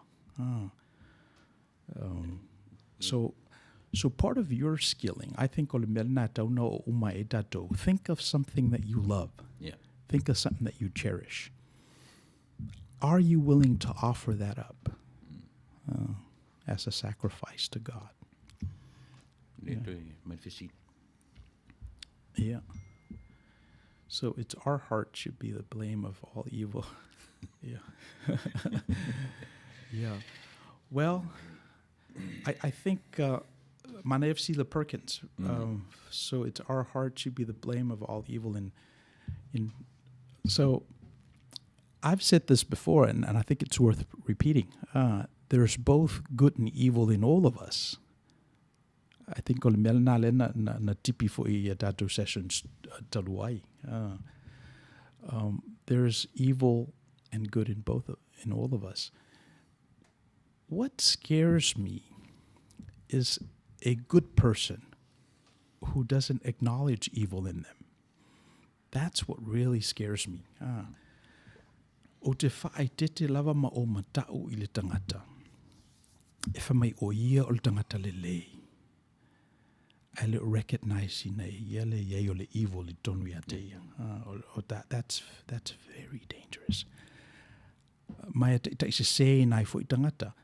But I think ele ule te tawana te se langa lea ua ta tia I le history. E pe o le mele na no fa ia tua I le sfuruiva sentuli. Over mal se lau miliona la fa o tangata na tangata valeina. I vaitaimi na I tau o mua mal tau o no lua o langi. Mai ina ua faile 8 trials na ina ua umal tau o no lua. Failo la I o whamasinonga. Ia amata mai lava I 5 tau Hitler. Fasala. Sawala I lalo le scaffolding. E o lava I le manager lea sa whaatonuina le fita. E whana ia le tangata I lona tuaua. Na sala le manager na toe sala mal tangata lea na whapaina le whana. So o le winga la o le defense na whaonga leanga na, I was just following orders. Na usta I le tala na whai mai e la usa tini o le mena na le na ufaya le leanga. Ia le mela le ua tosi ne iai le tala noanga nations. Even that is not a good defense. A e loa le mea le lei e te tau ona e whaia, a te le whaia. Ua e angasala. Mai te tau whaasala oe. So fast forward la 21st century lua tato ia. Ba e ne fo ila ia I le whistleblower body of laws. Le tamale le no ta ua fo vaslo o Edward Snowden. Yeah. Ava ina il tau le na ola mai lava I tono le malo Amerika. E na ua ai mamate ia mai ite e ia isi mea le malo Amerika. E le tau lau ilana va ai ma le Constitution fo ele tunu. Ia si ilola ilo na 5. Fame, oh no, that's wrong. That's wrong le mele tam fai o to fai. Ia tuli ala ia le malo Amerika leanga e famela la to tala o Edward Snowden is a traitor. Yeah. O liki e ia classified information malo Amerika. Ale te fatua ia Edward Snowden is a hero. Leanga e whapea le winga o le atunu nei. A whapea lava na whau I lunga o le whatutua ma manatu Kirsiano a le atua. Ia o le sina mea tauna o ia I tātou. Ia o turi loina vanga le ta pukalame. Ia. Ina e ta ua le pa ua Trump le pa ua ni. O pe mane ia I whaafunga mai e. O to te le whaatangata le I fia le pa ua Trump.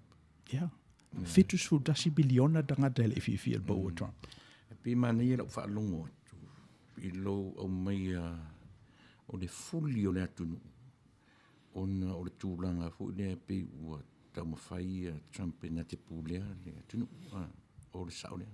Ia. O le si mena whaalonga e Donald Trump, o mele draining the swamp. O le ua drain ala le swamp, o le ngata ina ba ulia manu te tele. Ia ua ufa ina e mela itina, o le ini mea ai. Pe o le mela nā le ua o te le tipi. Te le tipi wa mata nā whaina ia nai manu laiti. So e ata mamai la le tunu nei. Olo iei le nganga o le tua. Olo iei le nganga o le tua. Lenga o I tonu lava. Le la pe sa moa. O le la pe sa moa. I si vai liu tonu ale o e tata noa.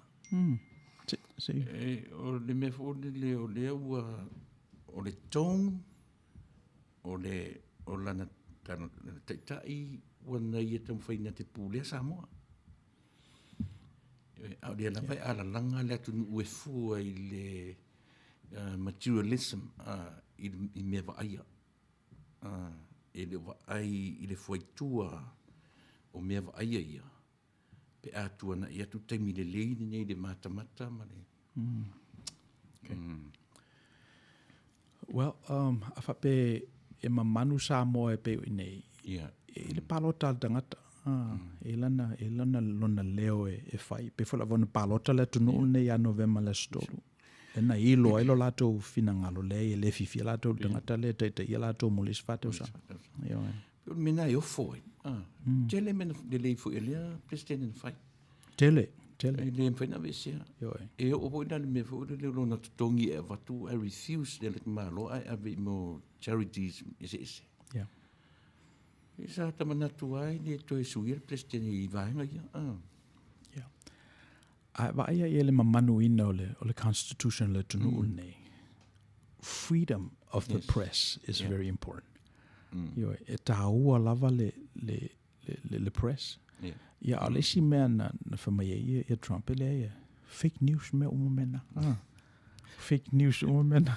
Masesi en so le. So o le mea lawa tupu ia o react for wa atawa e tunela le news e pe o halo tu tasia ia le Fox la to ia halo CNN le si tu ma le MSNBC. Pe o fa pe na ai la to react le o le fai ela la to duty. La to ngaruenga.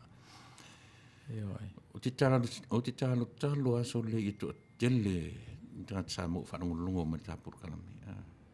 Lango le whalea onga le mo le tangata e whailana ikisi. I le mei loa e o lai tangata to tele ai le na o se vahengo tangata. Ia. Iwa o le silala na fo I tosia le Outou Manuia. The sovereignty of the individual. Ese le tāua o le tangata e to dasi. Ata to wane I whata oto le li I whamaina tuu lava le iwa sfuru iwa mā moe I le pā. Ai alu e sa ili mai le tasi. So o le manu lau tile nā ma le tō whamanino le nā leo lo wha vaela tunu le nei. One person makes a difference. Mo I la tō fo I o lau whai evangelia susu e ne fo I le tuspa ia nā lo ma manu e ia le nā manatu le tau o le tangata tō tasi. Whapei o na oti I tātou ia atamu e tō tasi. Whapei nā o na ola fo I tātou ia Yesu e tō tasi. E rau te tonu o ina tonu e fua mele upule le right o le aia te tau. Le masanin fai mai sa mo o le ia te tau o le mea whapalangi. O te le tonu o iai. O te tonu o le ia te tau o le mea wha le atua. E a fua mai talo le kinesi. Yeah. Ele, le tutulo mai me te opeki. Oh, okay. It's their action that originate and unleashes the evilness in this world. I don't believe we are born to do evil, but our actions. Yoe. Well, I mean, that's what it is. That's the manifestation. That's the manifestation. And sometimes the actions are good, but the intent is evil. And who knows? Only God knows il finangalo o tangata. Our intention. Our intention. If we look at it 2 or 3 generations, and we've talked about this for Donald Trump, Leo Palestinian, Olona grandfather, Friedrich, Nasau in a Mativa Masa Sai Maisiamani. An immigrant. As an immigrant. Saulua Fau Yalana Bisinisi, Ave Lonatali or Fred Trump. Ave Lola Yalonatali or Fred Trump, Donald Trump, Le Palestinian. So who knows? Only God knows. Aelo manatu na amata mai lawan to toelto ino le Friedrich le manatu le fa sausili le fifi tangata lanu. Everything now le will manifest ma fa le tele. Donald Trump. O le fatu na to toel on a grandfather. Tangata uma me meshamani lua to inga tangata. No meshamani tangata the Aryan nation. Dalitonu ilato na silia tuna ilo Jews or tangata to ilalo. Tangata to ilalo line o umalta o no lua. Yeah, there's a lot of resentment I tangata na. Pe affiliate la val kam ka pule la so si la fie le mele ka o le white privilege. La so Well, I think or fa data inga. Well, in fact fa nga sa mo e fa mo fa data inga. Why mo tato wai tutuila manua le wo se furu percent o le population tutuila manua o Filipino. O temi mua. Na sa mo lo. Every once in a while la tul palangi e fa yona manatu ma run fa ko vanai nai yam dik Samoa. Ya ele pale lava. So e yala le fa alo le tunu ufale le ave nai tangata e le tele. Ya ele tu otele yai. Ele tu otele yai yale ki ole ta vale. Ole white privilege la e pe fa pena. They're very polite. Ya mai na tatu tangata lanu na se pai ya il bito ilunga wale le puene olata. O tua lava.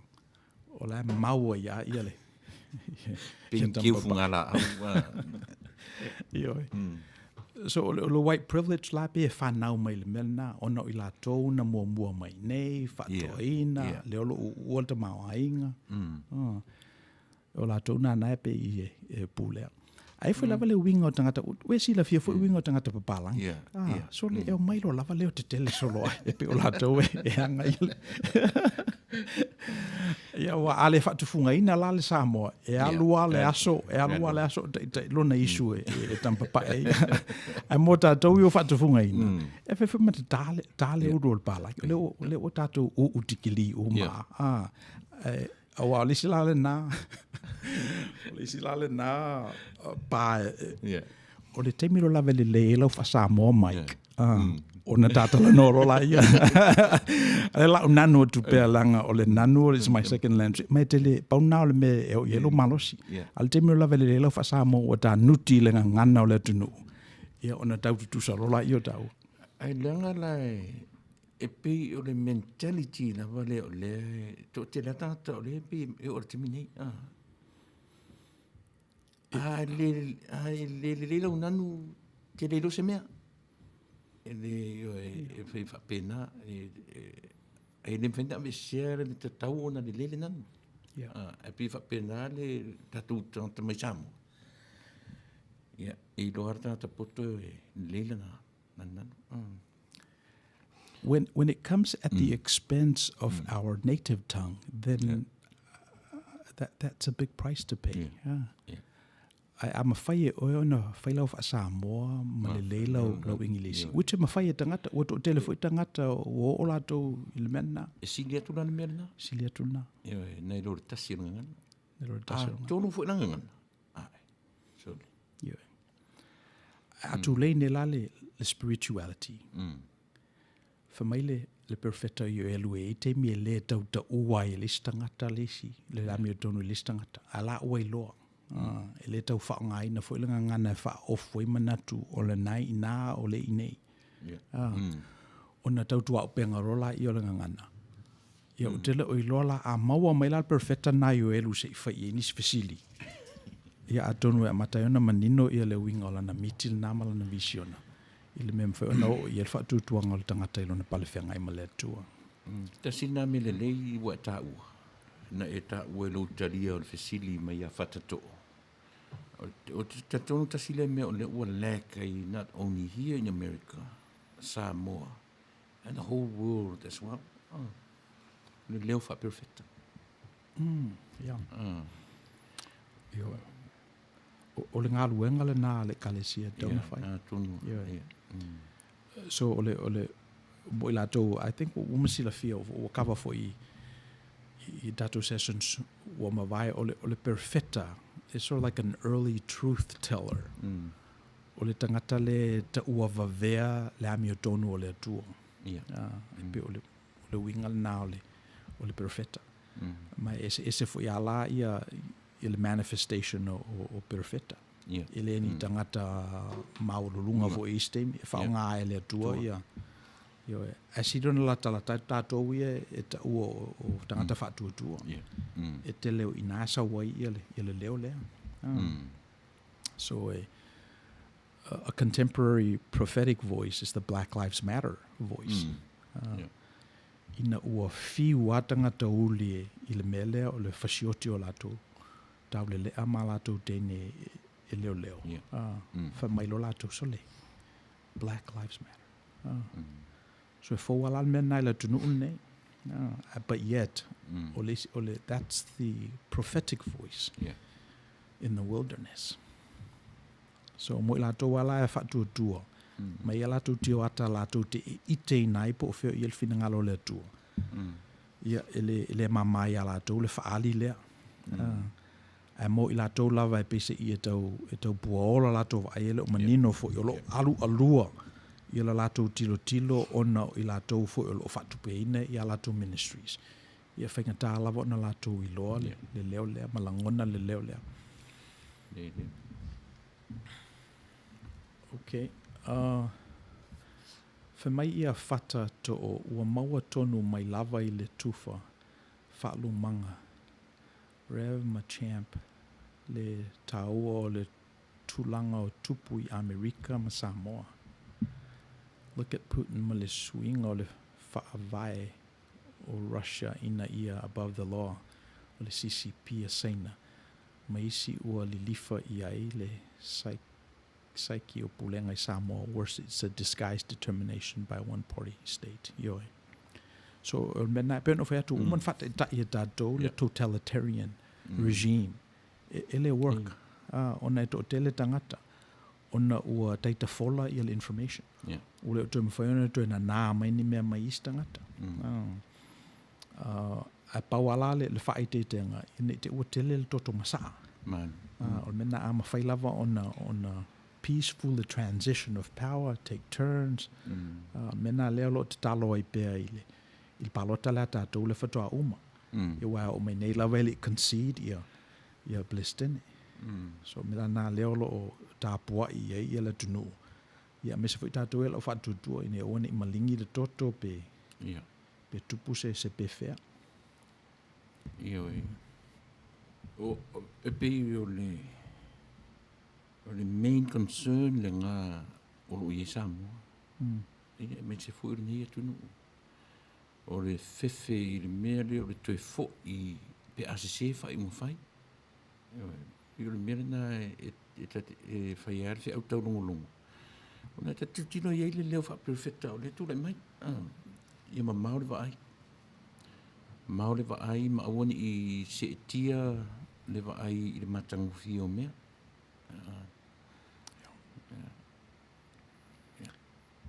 A pila umana ia lau tātara noa ngani ni ua e tala noa mai ia Donald Trump mo le pa ure na pa ua mea monia. Sa to te lea whape le tu pa ure maro langa walu tau sang. Whamawalunga, yeah, the Republicans say. You know, he's incumbent. Ia. So, ama e wale lofo fo ele tu. A pera no fa tu pe ave esel pito ilunga. Ia la fisiri ngia pito ilalo. Why?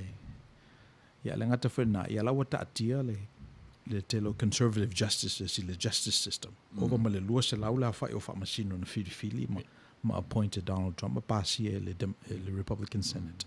Le ono no fo nei I decisions ale al malo ne. For life. Draining the swamp. Si koe whamangingo atoa si mesia mo le. Te rani to te rei tā te fia wharongo mele. Eu lisi nama natuna whamai ia Donald Trump. Ato palota ia te au. O te alu drain umale. Le swamp. O swamp o lafo i o le whasa mo le swamp. O le swamp kai pe se me whatau fusi. Le se me whapena. Ia. Pe se me le pai se vai whae le o bewa. So o le swamp lai pe e mo me alligators. Ia.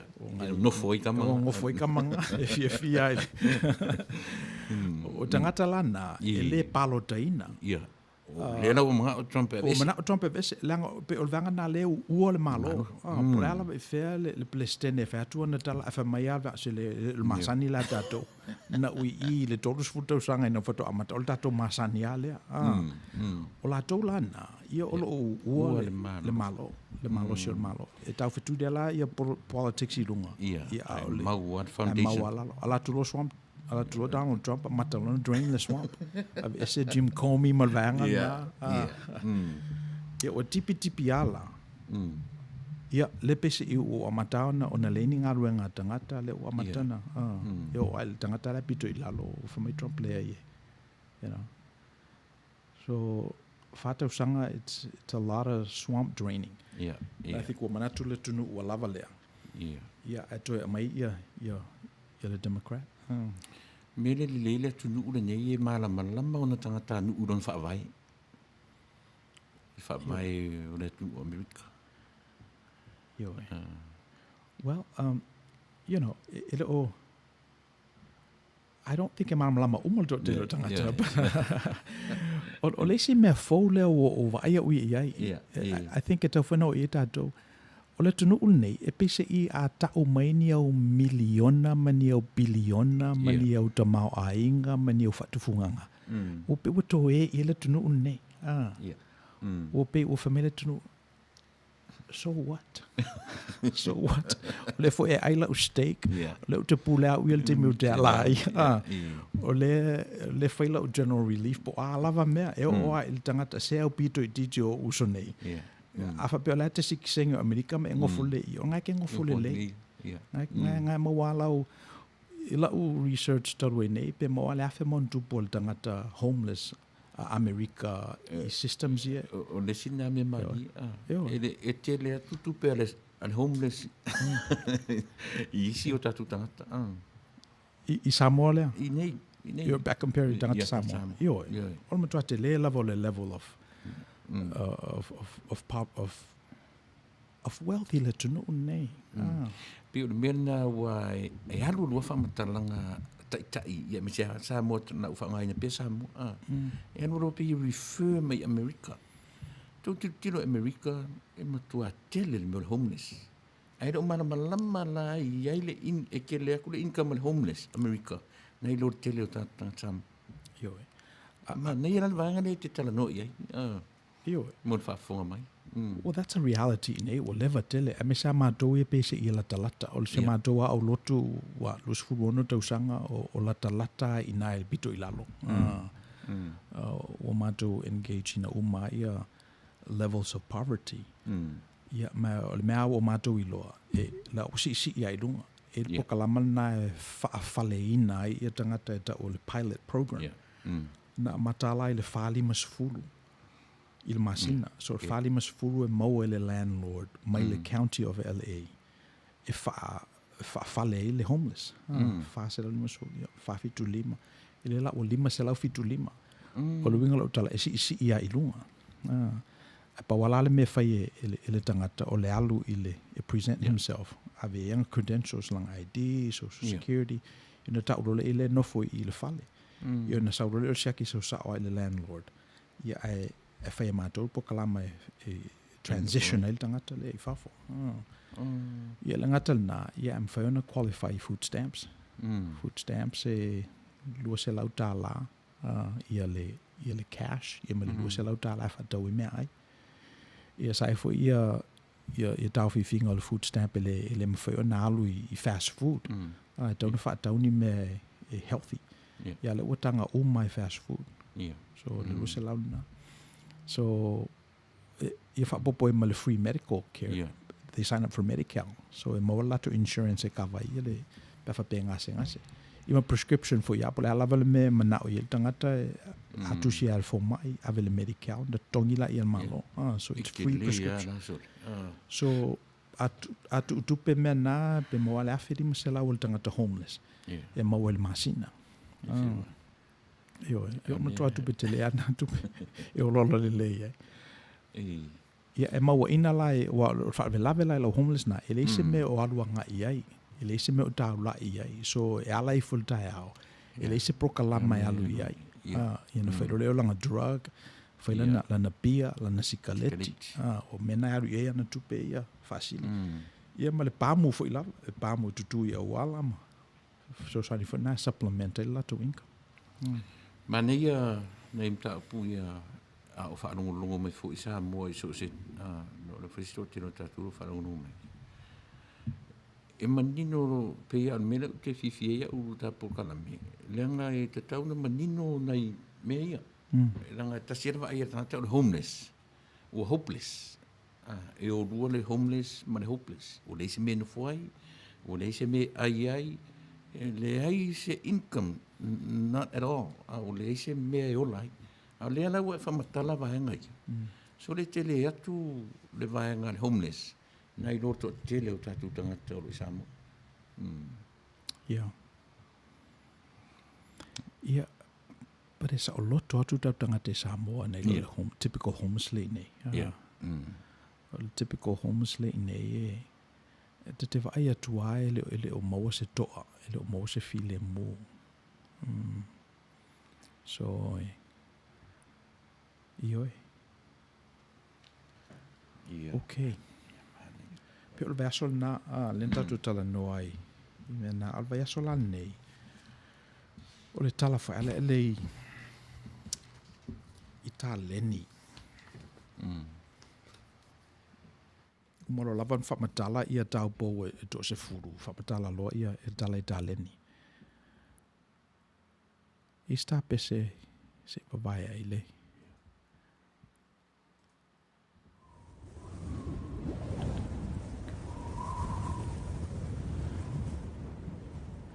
Getting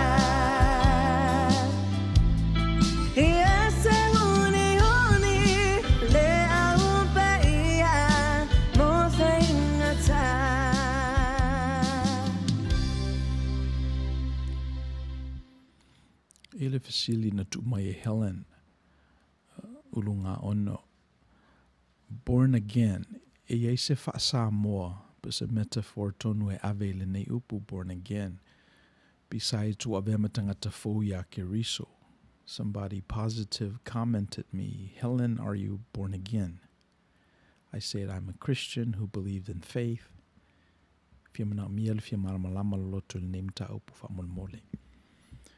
Yeah, well, one of the tools that we give out ile proclama le ole content versus context.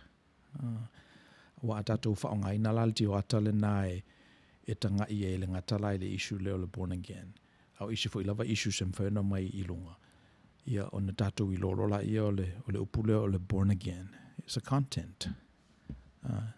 On the fesidi lola etato a fela le context. So le born again e pese io se manatu.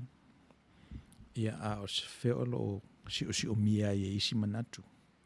Ia tato manatu la ia o le upule lena na oto eleli ilana talanoanga maniko temo. Ina ua saule ta ita I o le loto I uta ia le po.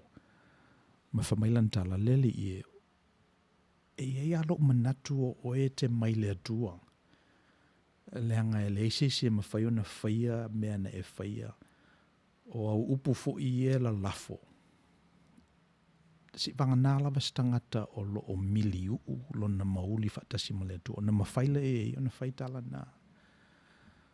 So o me nā lewa usaua ia oe, niko te mo le i le li. Ia, o na whaiatula i o le li ia niko te mo. Oe o le o a o iutai, oe o le o ina tangata. E ma whai fo o na whai mele pe a whai e te toe whanau fo wina. A whai e le whanau oe, e le toe whanau oe, e le manino oe ma whai me o te mwhai no whaia. Ai ma whai ona e whaia. Pe a wha pe toe whanau fo wina oe. Ia whamailola i o niko te mo whanau fo wina. Le anā mea. E whawhewheo na uto e ofi le manawa o lo tina e toe whanau mai ai. Ia ona whaturola i o le li i le o le mele te whai atua e o le whanau wha le nganga. Na wha ngala le li i le metaphor o le matangi. O le matangi e pe e angi e le iloa tātou po whea e sawai, po whea fu le me alu atu ai. E whapenale winga. So, o le vala au lale nā le atua i a niko temo il meta o le whanau fōina. Have him be present to what the Spirit is doing. Now, is it whingatā ona iloa o le mena nā? Is it whingatā? A o lau wheso swani a mātou confirmation kit i a mātou tupulanga talavo. O le nganga pa ia pe o manawa. Melina, you can use breath as a manifestation of what it's like to be born again. Langon me nana wha o ngai le li. Yeah, whewhina tui tanga i e le tusi, now that you have the distinction content versus context. Ia wai le ngata la o le nei whetu wha inga na whae e le li o Yesu maniko te mo lua whetau sanga taluai. At stau whewhina tauna elo na relevance mo oe, Helen. E tauna elo na relevance mo le tangata nana whesili au tia oe po oe o sa kerisiano. Pe e te whatuatua e me e te tonu i le tua. So it has to be constantly upgraded. O nai me whainga luenga nai tau mwhai so swani i a frame mai i a conversation na ele te tau ona toe ta lia pu mo o pōngi sā e le tangata content a le li. Because life is too precious. E tau na toe vaai po le ala context. Ia po le afo le upgrade ina mō tātou tupulanga. A wā tātou whaonga ina la le manawa, ona tātou i loa ila i o le mena le pepesi e nil wha mai. Mena le ala ona pepesi e nil wha mai, ona le moisture le give out e lo manawa. And to some extent, o le nganga pa ia, o lo i te tonu o le pipisina o le melea. So, a tonu e le o iai tātou, whangu pa o fau e utu, iai le waina fau lea. Ia pe o le vala awala nā al prokalama. E tawana matala la tātou i loa, ni la tātou tosi, matala o tātou manatu le whaali fō mai a le tua. Ona ato o toala i o le toi whanau fōwina i a tātou. E tātou fō i tupulanga. Ia o le whesosani vai le nai le whisi le Helen, whaftai ai Helen mo le whisiti. Pētai pē, sa oi upo le ruak. The breath of God, le mana vau le tua. Ia oi. E whaisilo loto le mele ua e tala noai. Leanga o leana ua e moni o le manama le pisi e whaama. Yeah. A tātou tosi la le mele. Lunga o le atua lea sa ua le mele. Ele peo le atua le afuanga. Ai ona o le manama le tau te manama ina o le ola le atua. E mwhain tātou toi tino i te si. Ia oi. I think it's above my pay grade. You'll feel ngalo le tu i nai. It's just si mali ai. E ele si fesili le mai.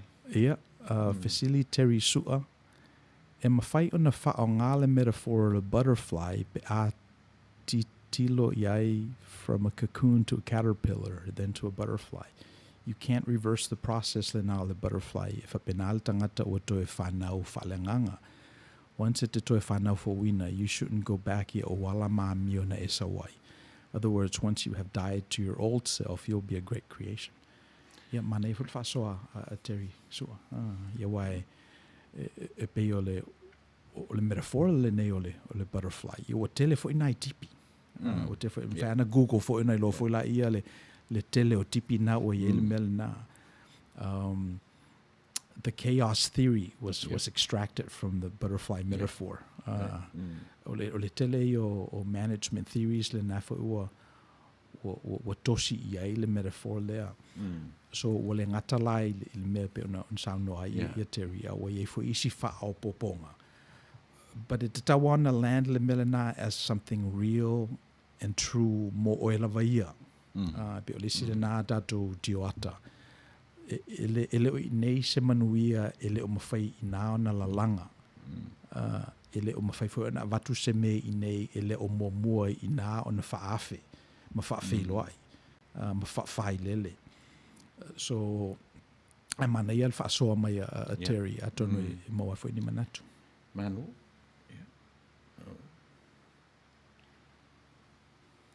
For my Helen Manatua fo'i, a ole I South Trump, our government, the USA, was so corrupted I le whainga deep state, po o political leaders.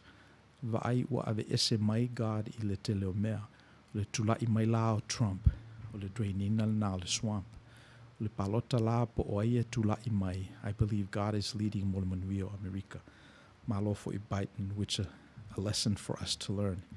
Even I go for true. Yeah. Mane Manato o Helen.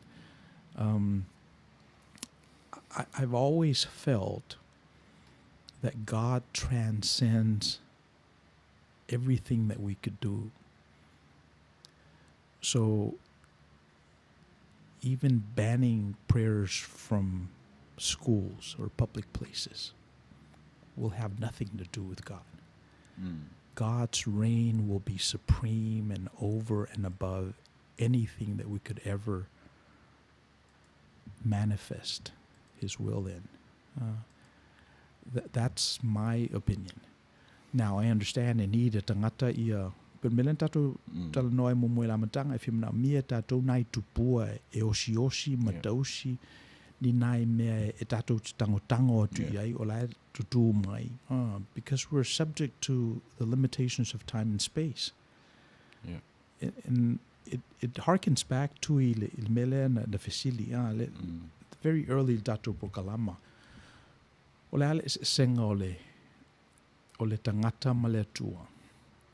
And famile dato ole senga ole tangata if etapulaa. A human person is subject to limitations of time and space. Ai pau na ole mele mawele tua. If we say that God is omnipotent, omnipresent, omniscient, know all and everything, when we ask the question, what does that God lack?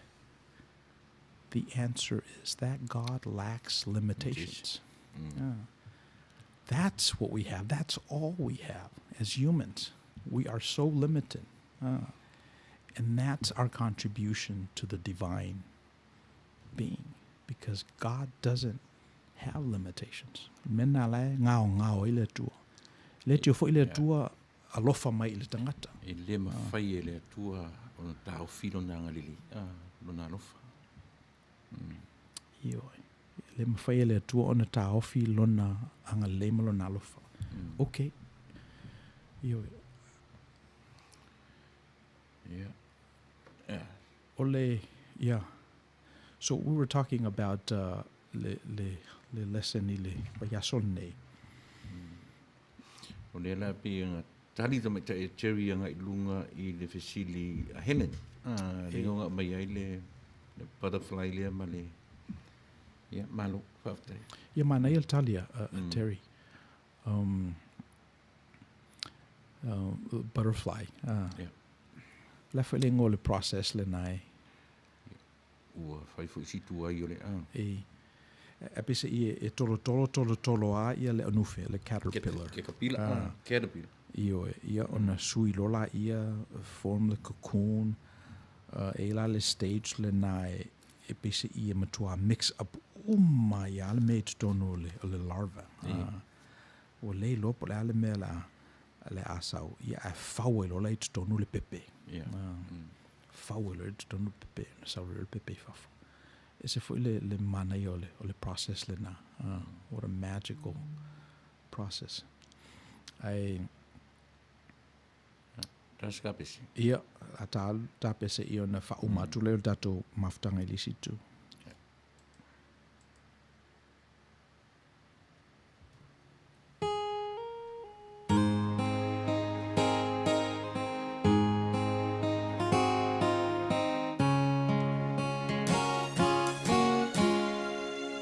I'm only human. I'm just a man. Lord, help me believe in what I could be and all that I am. Show me the stairway I have to climb. Lord, for my sake, teach me to take one day at a time. One day at a time, sweet Jesus. That's all I'm asking from you. Just give me the strength to do every day what I have to do. Yesterday's gone, sweet Jesus, and tomorrow may never be mine. Lord, help me today, show me the way, one day at a time. Do you remember when you walk among men? Well, Jesus, you know, if you're looking below, that is worse than death. Pushing it so deep, they crowded my mind. Lord, for my sake, teach me to take one day at a time. One day at a time, sweet Jesus. That's all I'm asking from you. Just give me the strength To do every day what I have to do.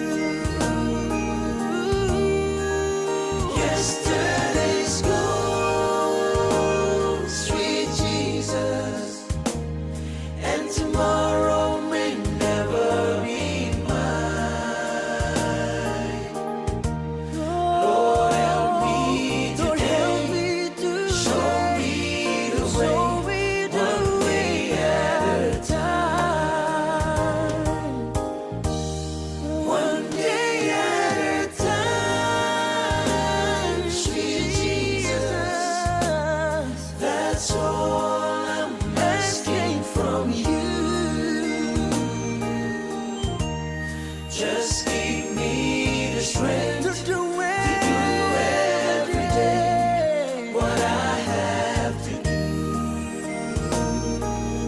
Yesterday's gone, sweet Jesus, and tomorrow may never be mine.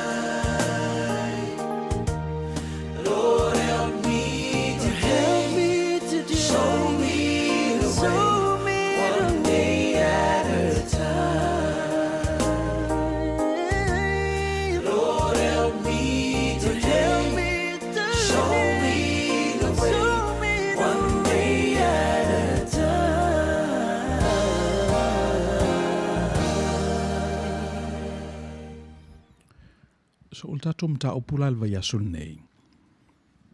O le tala I tāleni. Whamaile li I lana whata oto. O le malo le tua e pe o le matai. Alu malanga. Ia o na whatu la ia I ana o na o mai o le atu whatu ia tāleni nei mo oto. Ina ia mawusin whasilinga. Ia na mai la ia tolu ia au ona. Saule au ona momua watu ia tāleni e 5. Saule au na lua watu ia tāleni e 2. Ia saule au ona muli watu ia tāleni e 10. Ia na alu rola ia le tangata malanga. Fo'i mai ia ona wala au lola ia. Sau tangata na I tāleni e 5 whamaile ali ie na e tuina mai ia te au tāleni e 5. O walunga lue ina, whewhata wai, le o maua mai e tāleni e 5. Whai atu ia le matai, o na le ie mal whamaoni, o e whamaoni nai me iti o te tofia o e pule me tele, o le whale mai e le fifi o lo wali. Ia sau fo ile o na e tāleni e 2. Sau whamai le ali ie na e tu ina mai ia te au tāleni e 2, o unga lue ina, wha o ngā e whewhata wa ia I manisi, I leo o maua mai e isi fo I tāleni e 2. Whatu leo matai o ona le ia mal whamaoni, ue whamaoni nai me iti, o te tofia o e pule me tele. O whale mai e fifi o rowali. Tala maua, pea le tala lea. Ia, ona orola e lau ona na avi il tāleni e 10. Saule au ona whamai le ali ie, o ilo o estangata whaingata, o a e te sele I mea te le iluluina ai mea, te whapoto fo I mea te le I whata apepe I nai mea, I ona o whewhe ai lea, o walu ua edi le pū na ai le tāleni, ia o le mea lea, ia lau tāleni le 10. I ona whatu rola I o le li, oi na I lola wala o le tangata whaingata, ma I lola o te whaputu I mea o te le whata apepe I nai mea. Ma o sele fo I mea o te le luluina ai ni saito. Le amene ele tu ina atua ila o tāleni I e whawhata wai. O sau o mawasina whaasilinga. O le mea lea, au auna I o tō whao le tāleni na ia te ia. Ia ni whamaila I o le matai, au wai, o le aini ana mea. E o fo I le mea o ia te ia ave seina. E na whatula I o le matai, ave le tāleni le tasi I le na ia I tāleni e se fulu. O wa o le o iai mea, e toi wha au popo atu ia isi mea ina ia tele a tili ai ana mea. Ia, ona umarole o le whata oto. Whamaila le li I o le malo le tua, o le malo le langi. Ia whapenalo na winga. Ia, ona no whale ma mawhau le tala, o le tala e maua pea lava pea. Ai o le tipi fau I le tausanga le neima le toi whaitau ina. O le tangata lea e tasi lan tāleni. Le tangata lea ua whao le mena ia te ia. Le tangata lea na whamai le matai e o lava I mea o loo ia te ia. Ana lava mea, e ave se ina. Ona o mawhau whaula I le telefo I o tangata matitiva o lo mātou whengai I le area lea mātou te ngalulu e ai. Ona o whapea lea, pele o le mea el nā lea o tupu I tangata nei. Pena a vatu ia I le tua ni tāleni ia I lātou. A taruai ona o le whatamala, taluai ona o le ngalue ina o le tāleni, taluai ona ua ngalo ia I lātou la lātou pale whengai o I lātou o ona tausi mea, o le tua e ana mea. Lea ua whapea inai. Pe o le tosi fōu le nai le nei foi. Bai tau. Ona pese I ale manatu. Lea poverty is complicated. Ele manatu, poverty is not because of any fault of their own. Mea ala ona matitiva tangata ona ele o le whaingaruenga, ele o le nau ina ia lei. Ala na matitiva tangata le whaingofi ona masalo o se mea o lo tupu ia latou, e lo atoto, latou tino, tele a ia mafuanga whapenae, siva i au tafa o le upumoni ma le fionga le lii. Pe ona whamatalaina, waala ona ave ese le tā leni nai ate oe. Ona ua lenga rue ina. So pe o le mea nao, no whama mawhawhau waile. I le mea fo ua tula i mai. Ona e tele lava ina lilifa la mātou ta pena. I issues that have to do with justice. So o whate te ingala. O tangata uli ua ova ma le whase lau tausanga o whaapolonga ina i la tunuu nei o le mafuanga na e tolu wha lima se fulu tupulanga o matitiwa pia tangata ia. Tangata uli.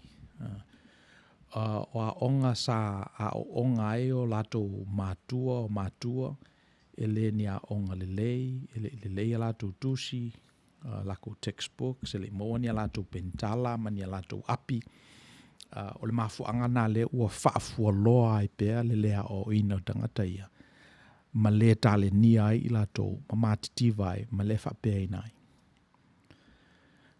Tele o mātou ngā luenga li lifanga i justice issues, ina ua tufa le whase furu eka ma le solfanua ale ainga. Ina ua matona whaatoa le west side of the United States. Ele i maua ia se whase furu eka ma le solfanua, ma le asini, 40 acres in a mule. Ele i maua le whase furu eka a inga uli a langa sa polonga. Mafuanga na le ala ona le o maua ni alato whanua. Ina ua umal tau ala no lua o langi ua tufa uma VA ma GI Bill whatau ai ia whanua a telo tangata whatau alato whale. Ele i maua ni GI Bill sanai tangata ia na o ngai ona o le lanu o lato pau. Mafuanga umai na nga osie e lato i o lo whaial ngā luenga le justice work. E tau mawhai e whaamatala, tu ua lalo, ma whaai ti ai le mativa.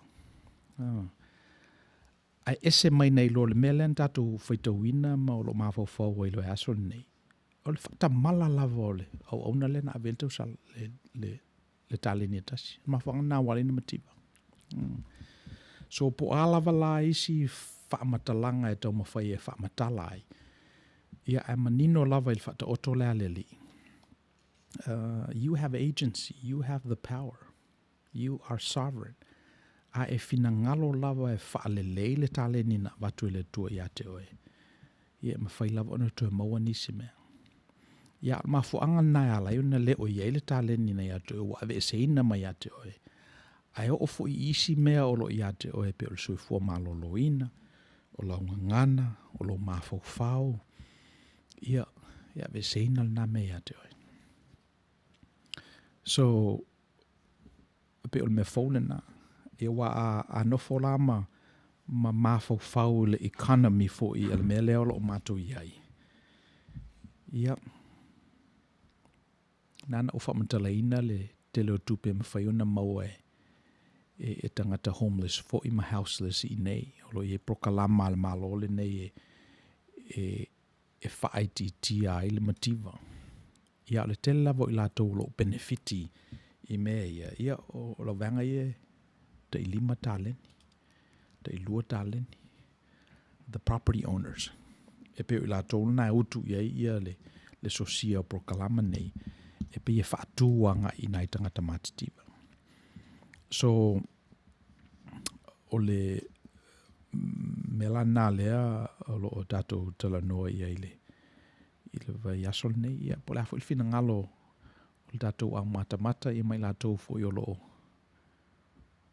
soani mai le tatou proklama po le afo i so tau fina ngalo i nā fo i issues wa o le natu mua la e tau un tatou talia ina o mea lava e mawhai o na maua il tangata e mai le tua lea.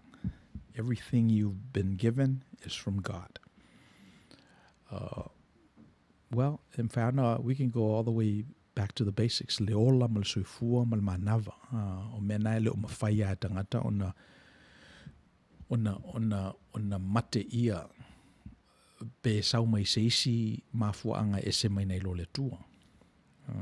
Wai le mwhai tātou ona whamalamalama le moe, mawai le malosi, ona ala mai le mwhai ona tātou, we can clinically point to the origins o mena. Ia, mea lai tua atu e le mamalama i tātou, ia. E tauan tātou whape o mea umai mai le tua. A mata mai ala i nā, whaasolo mai o tātou mātua, whaasolo mai o tātou tupulanga, whaasolo il malosi le usua il tae ao, whaasolo il le mawhauwhau ie, maua mai i lepo kalama ma lepo kalama, e utu ai le manuia o le tua. So po ala wala mea uma e mawhai ona maua il tangata. E aunga mai lava i le tua. So pena fwoi lai le, il whata oto lena tātou whaitawina ma mawhauwhau iai. Na tuwhai le matai tā leni i ana o ona. E leni ala tū tā leni mai matai. So o mea uma lava la e mawhai ona maua le tangata. Ia e mai uma i le atua. O le sila manatu e tawa ona tātou maua mai le tala lea. E le tāua pe o le ale tele o tāleni na avatu e le tua e ate oe. A tāua le ngalue ina o le tāleni. E le tāua pe lima, pe lua, pe tasi. A tāua le ngalue ina o le tāleni o lo i ate oe. Mai o le maua lunga lava la o le ngalue ina o le tāleni. So es tāleni. Me uma a le tua o lo i ate oe. O le whaongaina le vi I ailon suafa. The best use of God's gift is for God's glory. Ia vi I ailon suafa. O mantu ina ia si mato fo I ngā luenga. A whiwa se lau iwa whāna a matai le olotu lea. O atu la olo iai ia le whale sā. Sa whaatau fo I ma pay off e tangata nei mumua. Ina se I lola I o le equity o le whale na. Ia e whaatau I le whale le o I nei mātou 655 Cedar. O le mea lau te whamatala I nai, ona it's a highly leveraged transaction. Tu I lalo le ono sifuru tolu afe. Ia e tau ave le ona le iwa se lau tau sifuru lima afe. Whaatau ai ia le quarter city block le nai le miliona tala. So wa aila inu mela ia o le mtua wavenga lava. Le wavenga lava na whaie ina le te mina ua whaatau ia le whale. Me ua nofo nei ia le kalesia ma tuetanga I tua ina ua maliu fo lato te tai ma ua tula I mai te fou. O na whailola I o lato aleanga ma lato I loa ai. O matua mea alofa lava. Le nei whale na mai sia kalesia to I titim to ngao au sangi. O upula ala lato whaaruwhalenga na whaila whiwesalau I o fitu. Whamai o le mea alofa le nei ua tu ina mai le tua I lo tātou o lotu. Le mea lea o le ato e whaamumu le mea alofa mōfo I nātu ina I vi I aile swafa o le tua. Ia o le mea nā leo lo whaia o mai nei lava o lo tau mwhai I le ato toa fo I ona whaia. Ia pe o le nganga le nā o wha mea alofa mai le tua le nei whale le nei malu, le nei hall, nei lau ele, o le mafuanga na e toe ofo atua I wha mea alofa I le whainga o le tua malona finangalo I le nuu o Long Beach. So o mena leo lo I nei ia le taleni fuena mai le tua ia I le community lea I le awhiwa se lau iwa wha ia le olus fuluono tausanga ia o tau mawhai pia lava e wha o ngā le nei aseta le nei mea alofa le atua ina ia vi I ailo na finangalo. Ia le ngata la mo tātou tangata Samoa ia aolo o manuia e fo isi tangata ese mailo latou lanu ma la latou ngana I mai o tātou tangata.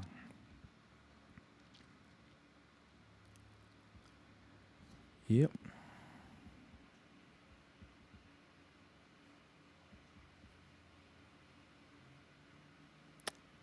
Let's see. Ia awai pe ole mea foula le te tala noa nei le food bank ana i ele teimi na whai fo le matou food bank i la matanga lava. I o whai fo i pese i ua tele mea tu lai mai o te taue ona te pē matu. Wa pe ole sial na mea i le manai. Ole sial na mea tatou te maua mai le tala leo le manai. Na langa ele nganga o le tua le manai le vao. A o mana o mia tangata i le mea ai. Ana tau nuu lo lava i kanana. Na malo losi lo lava le whanaunga Israelu. Whamai te usu o tulu tae au o le toi to uru le manai. So o lesi le mea tauna mawa whaupe lava i e tatou. E le mafu anga e alai o na tutupu mea. So na whaila mātou le food bank ina wamata. Ia warolu whaia i o le toi whaia. Ina ua pepesi la wha mai le ia mati. Ia tula i mai lola i o le COVID-19 ma uto tele tangata o le ini alato ngā luenga. Lay off mai alato ngā luenga. Ia ona a efo le se manatu i ta i o le mato o lo tuto amata. Ina anto amata ia apelila. So na wai lipoti masina o mawai o lata ile tolu wafe la whai o tangata o lo mato servina i le masina. Ma le masina. So o le winga o la utala ona ua to telefo i lava tangata e whimna miel fsoswani i o mafu angal nana to uru el manai. Ia ai alu o fu i lava ia suangal wa tele. E a mai lava e le atua le mea ai e taumale aso. Ia tatou te nofo file mo ai. So ia male manatu muli muli la God's glory will result in your gain. A whapela vai te ofo i nā atu i se tāleni ma se mea alofa o ia te oe. E tau tuaile tuamlon finangalo. E ile i nati mo oe. E ile me maua oe. E ile whasilinga e maua oe. Mai ato ne mawhaion whapeta ngata se fia maua sina whasilinga, fia maua sina whasilinga, fia maua sina i nati. Ele tauna ona focus o le mena e tauna focus o po le ale fina ngalo le tua. O le afo ile whao ngaina o se taleni o iate oe. E vi ia ile tua ma whaia ile fina ngalo le tua. Ia ona pa u maile o le inati. O te alu e tuli ia le inati. Ia e tauna sa ili mumue oe ia. Le ngalu ngai e whao ngai e le taleni. O te ata pe a o reflect ile o na le tasila na taleni. Wafo i wangalo ia te ielo na tūlanga o ia o le au na. A olo na matai o le matai. E pese i o mantuei na ile teimina na angasalai a tamu ma eva ile whato anga ile amatanga. O na ole le tai ao na so o ai mai o fio ane le nganga o le tu le fato anga pe na masani ai. O fio e so e atamu. Fato le nganga o le tua. Tamu fe o ye oe. Fa mai atamu o fa longo i le usi fonga i le fato anga. Ona o fefe ai le. A wa o le lava. Ia fato le o ina fato ya te o le lava. O ina fatu ia te o te tauna e fefe o la ua meo ale o te angi lava i tono le fatu anga i le taam le taeo. Masa ni fa anta mili ua o e fatu ia te o e te fefe o e lava ua e aia e le fuo lao. So o mantuina la tala na ona e pese i o elemeni na o le au ona le tasi le taleni. Ua i loa e ia le winga o le matai e whaingata, e sele i mele i luluina, e whaapoto i mele whata apepeina, e aiafu. Wailoa e ia le winga leo lona matai, ona fefe leo ia. So, o mena o na fuma mawhauwhau. ua ngalo ia te ia lona tūlanga o ia o le au auna. A o le atua o le atua. O ia o le tangata. Ia o le atua e pule ao ao. Ia. O le sina mea ua whaamativa ina ai le ua una lea. Ona ua ngalo ia te ia. Ia lona pale whenga ima le atua. E lo manatu a whape yeise ngā luenga whapera feta e whai fe au ma i lātou o lo o mata i tuina le tātou kānona e ma systems fo ia nei o lātou ngā luenga na o le whai o le ngana whapera feta ina ia manatua e le tangata lo na pale whenga i ma le atua. Awa o nofo nei lama o mawhau le tala o le vai aso le nei ma le tala le vai aso lau e tau pou ia valea. Mai maupe ana whaisa lātou asosi fo ele le tala noa mai nai tau pou nā valea. Whamatala mai la lātou tala i le au auna lea ua tuli i whafo le mea iai tau whitangi au ema le dili wau nifo. Whaisa lātou soiree, whaisa lātou tala noanga. Se i compare ai lātou notes. Awai e lo manatu, there's a lot of resentment. O lewa na utau tua ali sole i le tua, malon fina ngalo, male nei matai. Ia, mai le nei tale ni atasi. Awa ue te le atu lo capacity nei lo le tasi tale ni. Ia le whao te loa ia mei tutupu le swamp lea. Le au te mana o drain fo ele le langa e tele corruption. E pese ina o le loa e mea. Ringa lau tala ana mawhaina wha asoa le au ona le tasi le tale ni inai tau pou ia to o lima le ana tuli whafo. A tonu e mawai fo nisi au onga le ngata la mo lato. Ia mo tato. Ia matupulanga la lo vaoa fo il tato tunu. Ia au leisi lea problem ele o yeini no whanga whape mo tangata nei. A whape lava te whale ta wala e whalau tele ia whatamanu ia o lo o whau el whatutua mautu iai ia le manuia o le atua. Whatetele whatamanu na ina ia au fia o mai fo inai tangata ia. Ia o te manatu le a o le tātou community. O le to iai se let's say whaaleanga mea. Wa pese i o le mena le wala iona. Whamai a Donald Trump, wala ona palota le tunu ia ona o lua ma Barack. O le angal whainge o lua le me walu tau sangan te rua i le wala in palota tangata ia tia. Ia. Ana whai asa no whanga o Trump ma nai tangata ia. A tonu ele. Ia la so fina ngalo tui. Peta sile me o le au mai i o le whai mai nisi o Donald Trump e le se tangata lotu. Ia o tele loa e au ni mea. A pe o le tele o tangata i tu o Trump o au Kirisiano. Ia, e matua ne nefu e ala o tiano i mea. Ia. Ia oe. Ia wafo o le ngana o me whenga luenga ia. So e whesiri po e nā whai al tala. O feolo o sauai, o le ale na namu o le tala, wai o le so e lua to inga perfecta, I le mele ye nei ia ekalesia ma faith systems. You can either become a chaplain to the empire, or you can become a prophet of the resistance. Prophet of the resistance. Or chaplain to the empire.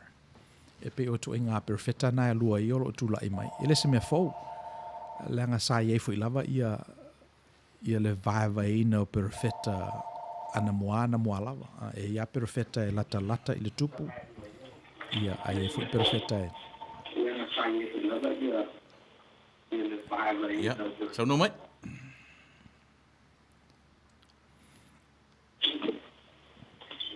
Talofa. Ia, talofa. Ia. Anga e programa ia a sos pole kiva so lo ka ko nge pet. Ai, tai lava. Pa ka olo ko inga Trump.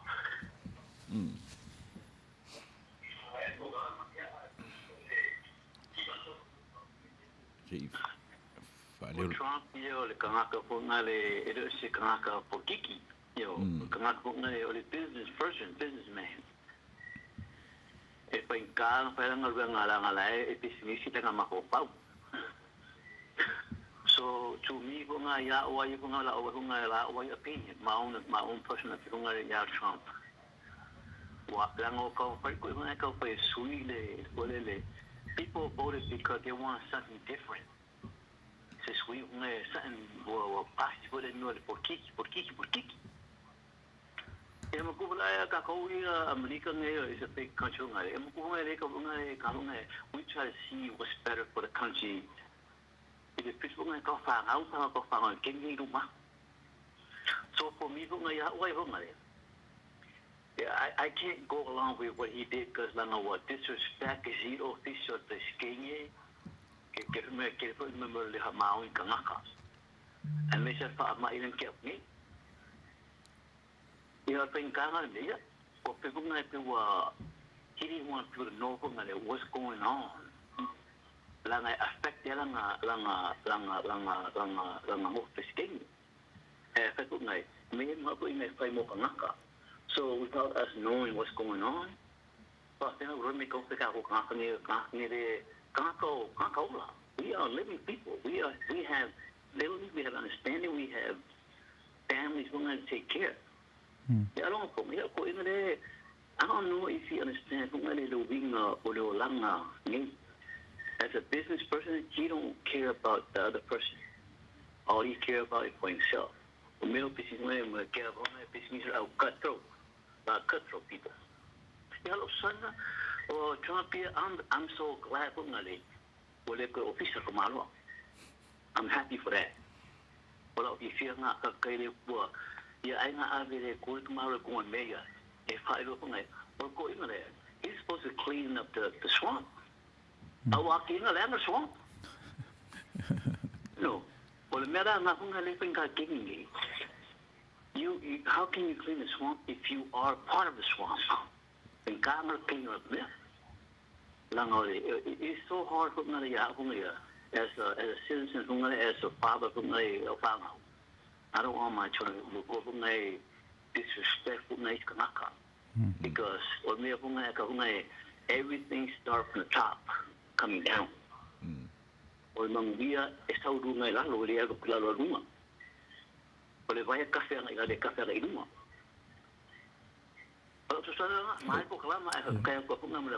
Right. Malo 50. Yeah. Tay Fauran. Okay. Yeah. Okay. Sebab ya kalau sekali ya boleh ya. Ada gue. Right. Yeah. Mana ele all fa sola. Pese io le men o maita wina ile fola sanga fo ele. Alto ina e pe amata mai lunga ia. Ia me. So atonu I tupulanga mua sa te le lava se pito I lunga. Sa fa bele steep ole pito I lunga male al te mine u flat.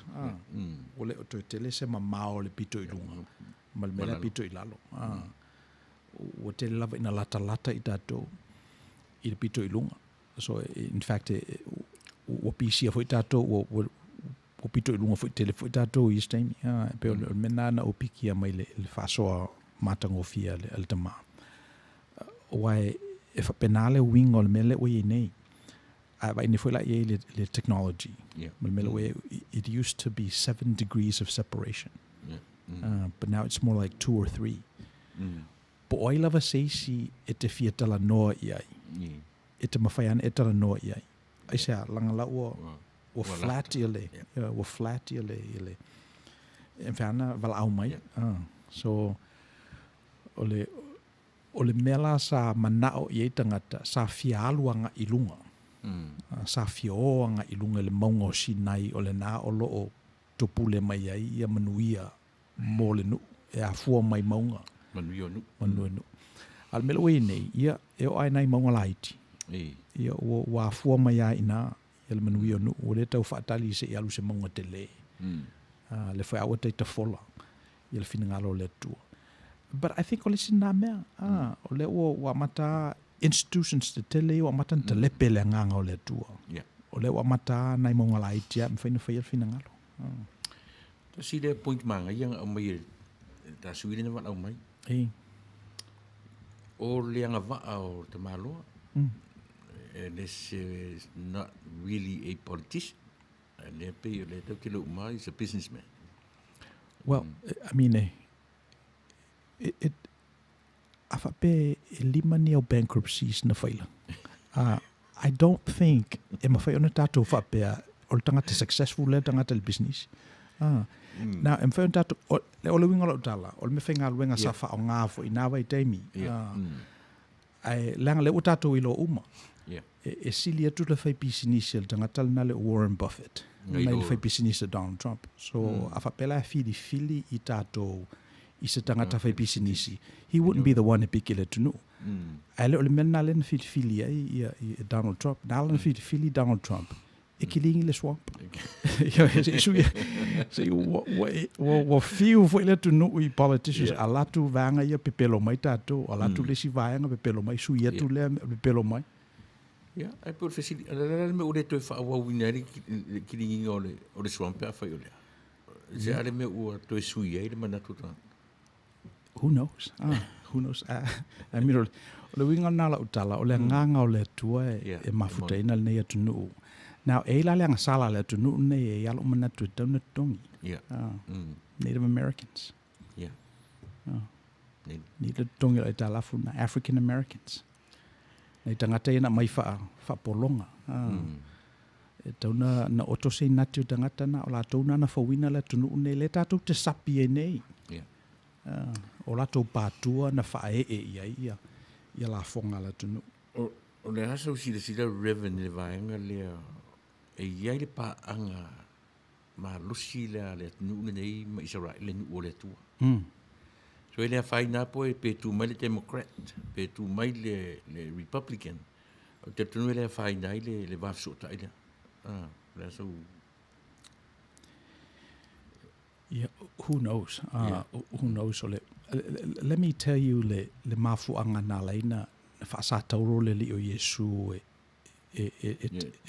tangata ia matafe le me fafo ona ua le tausie la tu le fenga inga le tua na osi mo la tu tua fenga inga le tatu tala no pe ia tu lo no mo wainga alu no te vatu ya te oe fai mo e malau whanau e manuia fo I ainga umolo langi a te auto.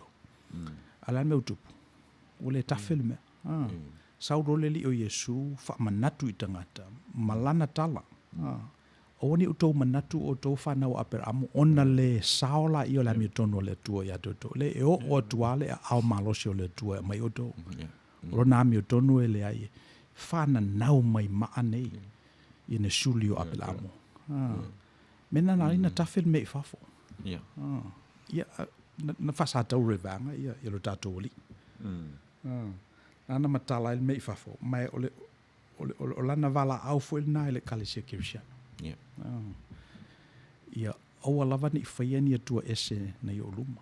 O wani o tau wha moe lo tau malosi. O wani o tau thou shalt not covet thy neighbor's wife. O wale mana o fue me le lu te tua oi. So tu la fono umana e pese I e toe wha manatu mai. Ia a o ai sila fina ngalo le tua. E ma fai fo I lava ona le toe wha o ngaine le tua le malo Amerika e whai elo na fina ngalo. E ma fai a ngalo lova e tātou na sa ili I le tua mlo na fina ngalo. A maua I tātou I le manatu le na manatu e le au na e tasil tale ni.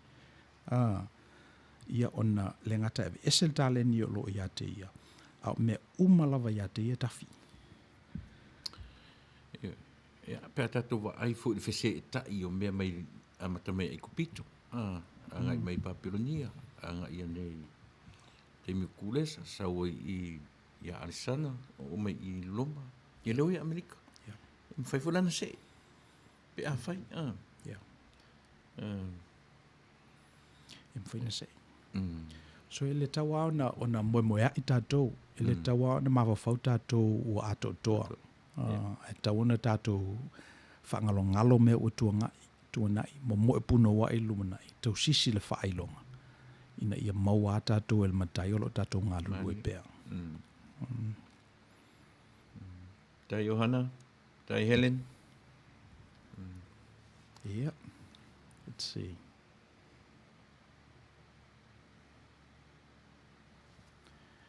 Ia, wape o lisi la le mea o te maitau ina I la wa whaalongolongo fo I le, what I call the non-exempt employee, the hourly worker, vanga ia le front line, le e fito I tonu ia le mata upule le minimum wage. Yeah, yeah. Ia tangata whaingaruenga o lo o tuli pe le tupe. Pe tasi pe lua na I tā la e whaaside le tu la. Ia wala foa ia lato employers. Ai o I le ngaruenga fōu. So e lo manatu e tawana tilo le ititi le mena. Ama whailava o na whaatufunga ina ia le tangata ina ia taofi pea lona maoni ma lona tautua I le tangata o lo iai le employer lo iai. E altemi e whanau mai fu se me fōu. E whai la tala I le mātou whono lea le Retirement Housing Foundation le lua vasu talua le na o le lava mai ai. Se lau valus furmon tupula fa tangata na apalai I le Palestine mal CEO o le Retirement Housing Foundation. Ia na whaila ia le search firm ia le winnowing down to 6. Tu le mai lola ia candidates mulmuli e tolu. Ia whela fwa ia la le board lungala lo whaile mena ta o le poll fikai whae pala le temperature po whewhi o ia le board au le whaile palota mulmuli. Ia alu o rua whai manatu to sfuru lima mato sfuru toru na ia la sona lunga malalo. Ana I ulawa na fili mato le tangata o whamal toru sfuru tau sanga o ngalue even though ele se tikeli ele nisi whaatufunganga pe whaatufunga ele se whaife hau foi awa o le mele o le whatamanu le ale lotu ina Jesus Christ an mato filina le ti akono ma le tangata ua levala na tautua e tutono ia ele le leisona tutongi pe compare I tangata ia mai fafo ma le marketi so pe mena o whamtalai na tala na leanga e a umia o e iai se company a maonia iai e alua I lunga lo tulanga pau ale mea o te fiu so ana maoni le o ona le tasi taleni ia se manua e whapena foi au no fola ma fau la mena le avea le taleni le tasi I le o ona le fa taleni awa ave le o ona le se furu taleni la me ule avea I stamasia Yo te leilo ai SA ia le finangalo fo o le tua. Ia ma le mea na e pe ini e lava o whamai o le tangata e tele ana mea. E wha popo ia isi mea. Ina ia tele atili ai. So a fast forward 21st century, tangata e pe o Jeff Bezos. Basola wa te ale na whaila na pharmacy. Ta talaila na pharmacy, u compete ma pharmacy si. Se vai, a whatoa umana whataulo na grocery store ile. Il tau sangala wa te Whole Foods. Ona ufa pere kafe so really pe afa pe sa oli ile le melea. Ia o isi nā tangata lele o fia i le justice movement. Whamela tau tala sole. Toa lea tele al name. Whawewhea ona wha popo le fitu se furu biliona I le value le tangata le nei. A le safa le tunu ule pandemic. How can that be just? Ia le tatia I whata oto lea le. Ia tala al dato matai I taleni e lima. E se I mai e tu wha popo tangata pito I tele. It's very biblical le mele tupu nei Wall Street. Now te e dato, e whaita dato. Ia, o te le lope se mele le ina mea tauna whai. Mana ia. Ia.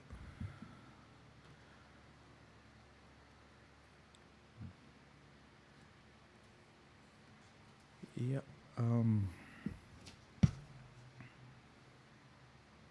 i lau poem le sa wha uma i lau meditation le sa mana i befa uma i fo il tatou pokalama nei.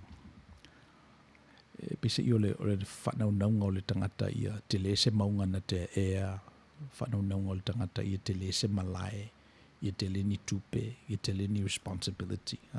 Le fia mana o le tangata ia whai o ia mau o na ave ia le lima because of his capacity, a o whaapopo ia le isi lima because of he works very well, and then whaapopo ia ma le tasi le tangata lea, le whamaoni.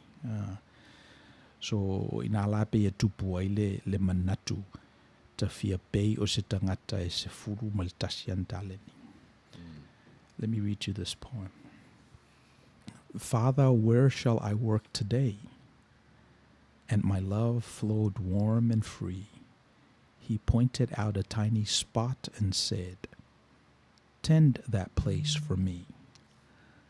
I answered him quickly, oh no, not that. Why, no one would ever see. No matter how well my work was done, not that little place for me. The word he spoke then wasn't stern. He answered me tenderly. Nazareth was a little place, and so was Galilee. So e pe ole whanau nau ngā tangata ia te leese i nati mo ia. Ia pese i ole atangi el poem lea.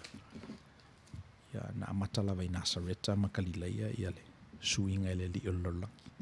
Leo mai nei lava leo lo tātou sapi ai. Lona whamaoni, lona ainga, lona tofi, lona alofa i ona tangata na lātou nuti mea whatasi. Ia na suia ai lava langi ho mai lava nei teimi. Ia. Se pangana wei sau whapopo tui ai. Ua mana ia. Ia. Wei lo manatu o le a whapau ai i il tātou talanoanga, la whamau ai fo ia tātou lalanga.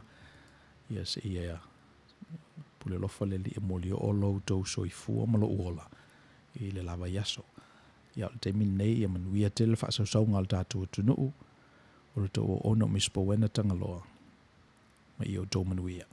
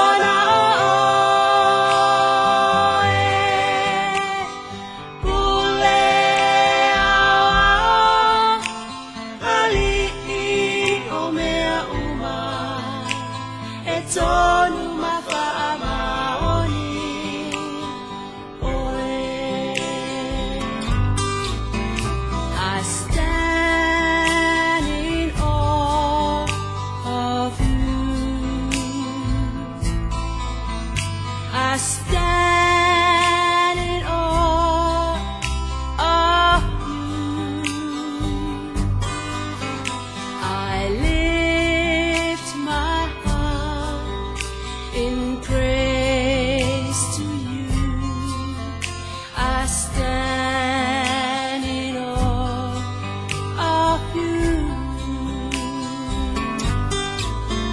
I stand in awe of you. I stand, yes, I stand in awe of you.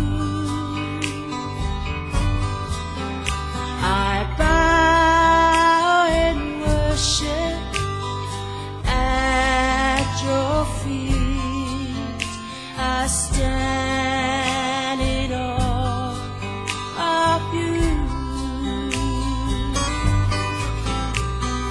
How can I explain your love, your peace, and your grace? Words alone cannot express the language of my heart for you. Master planner, Lord of all, marvelously faithful and true.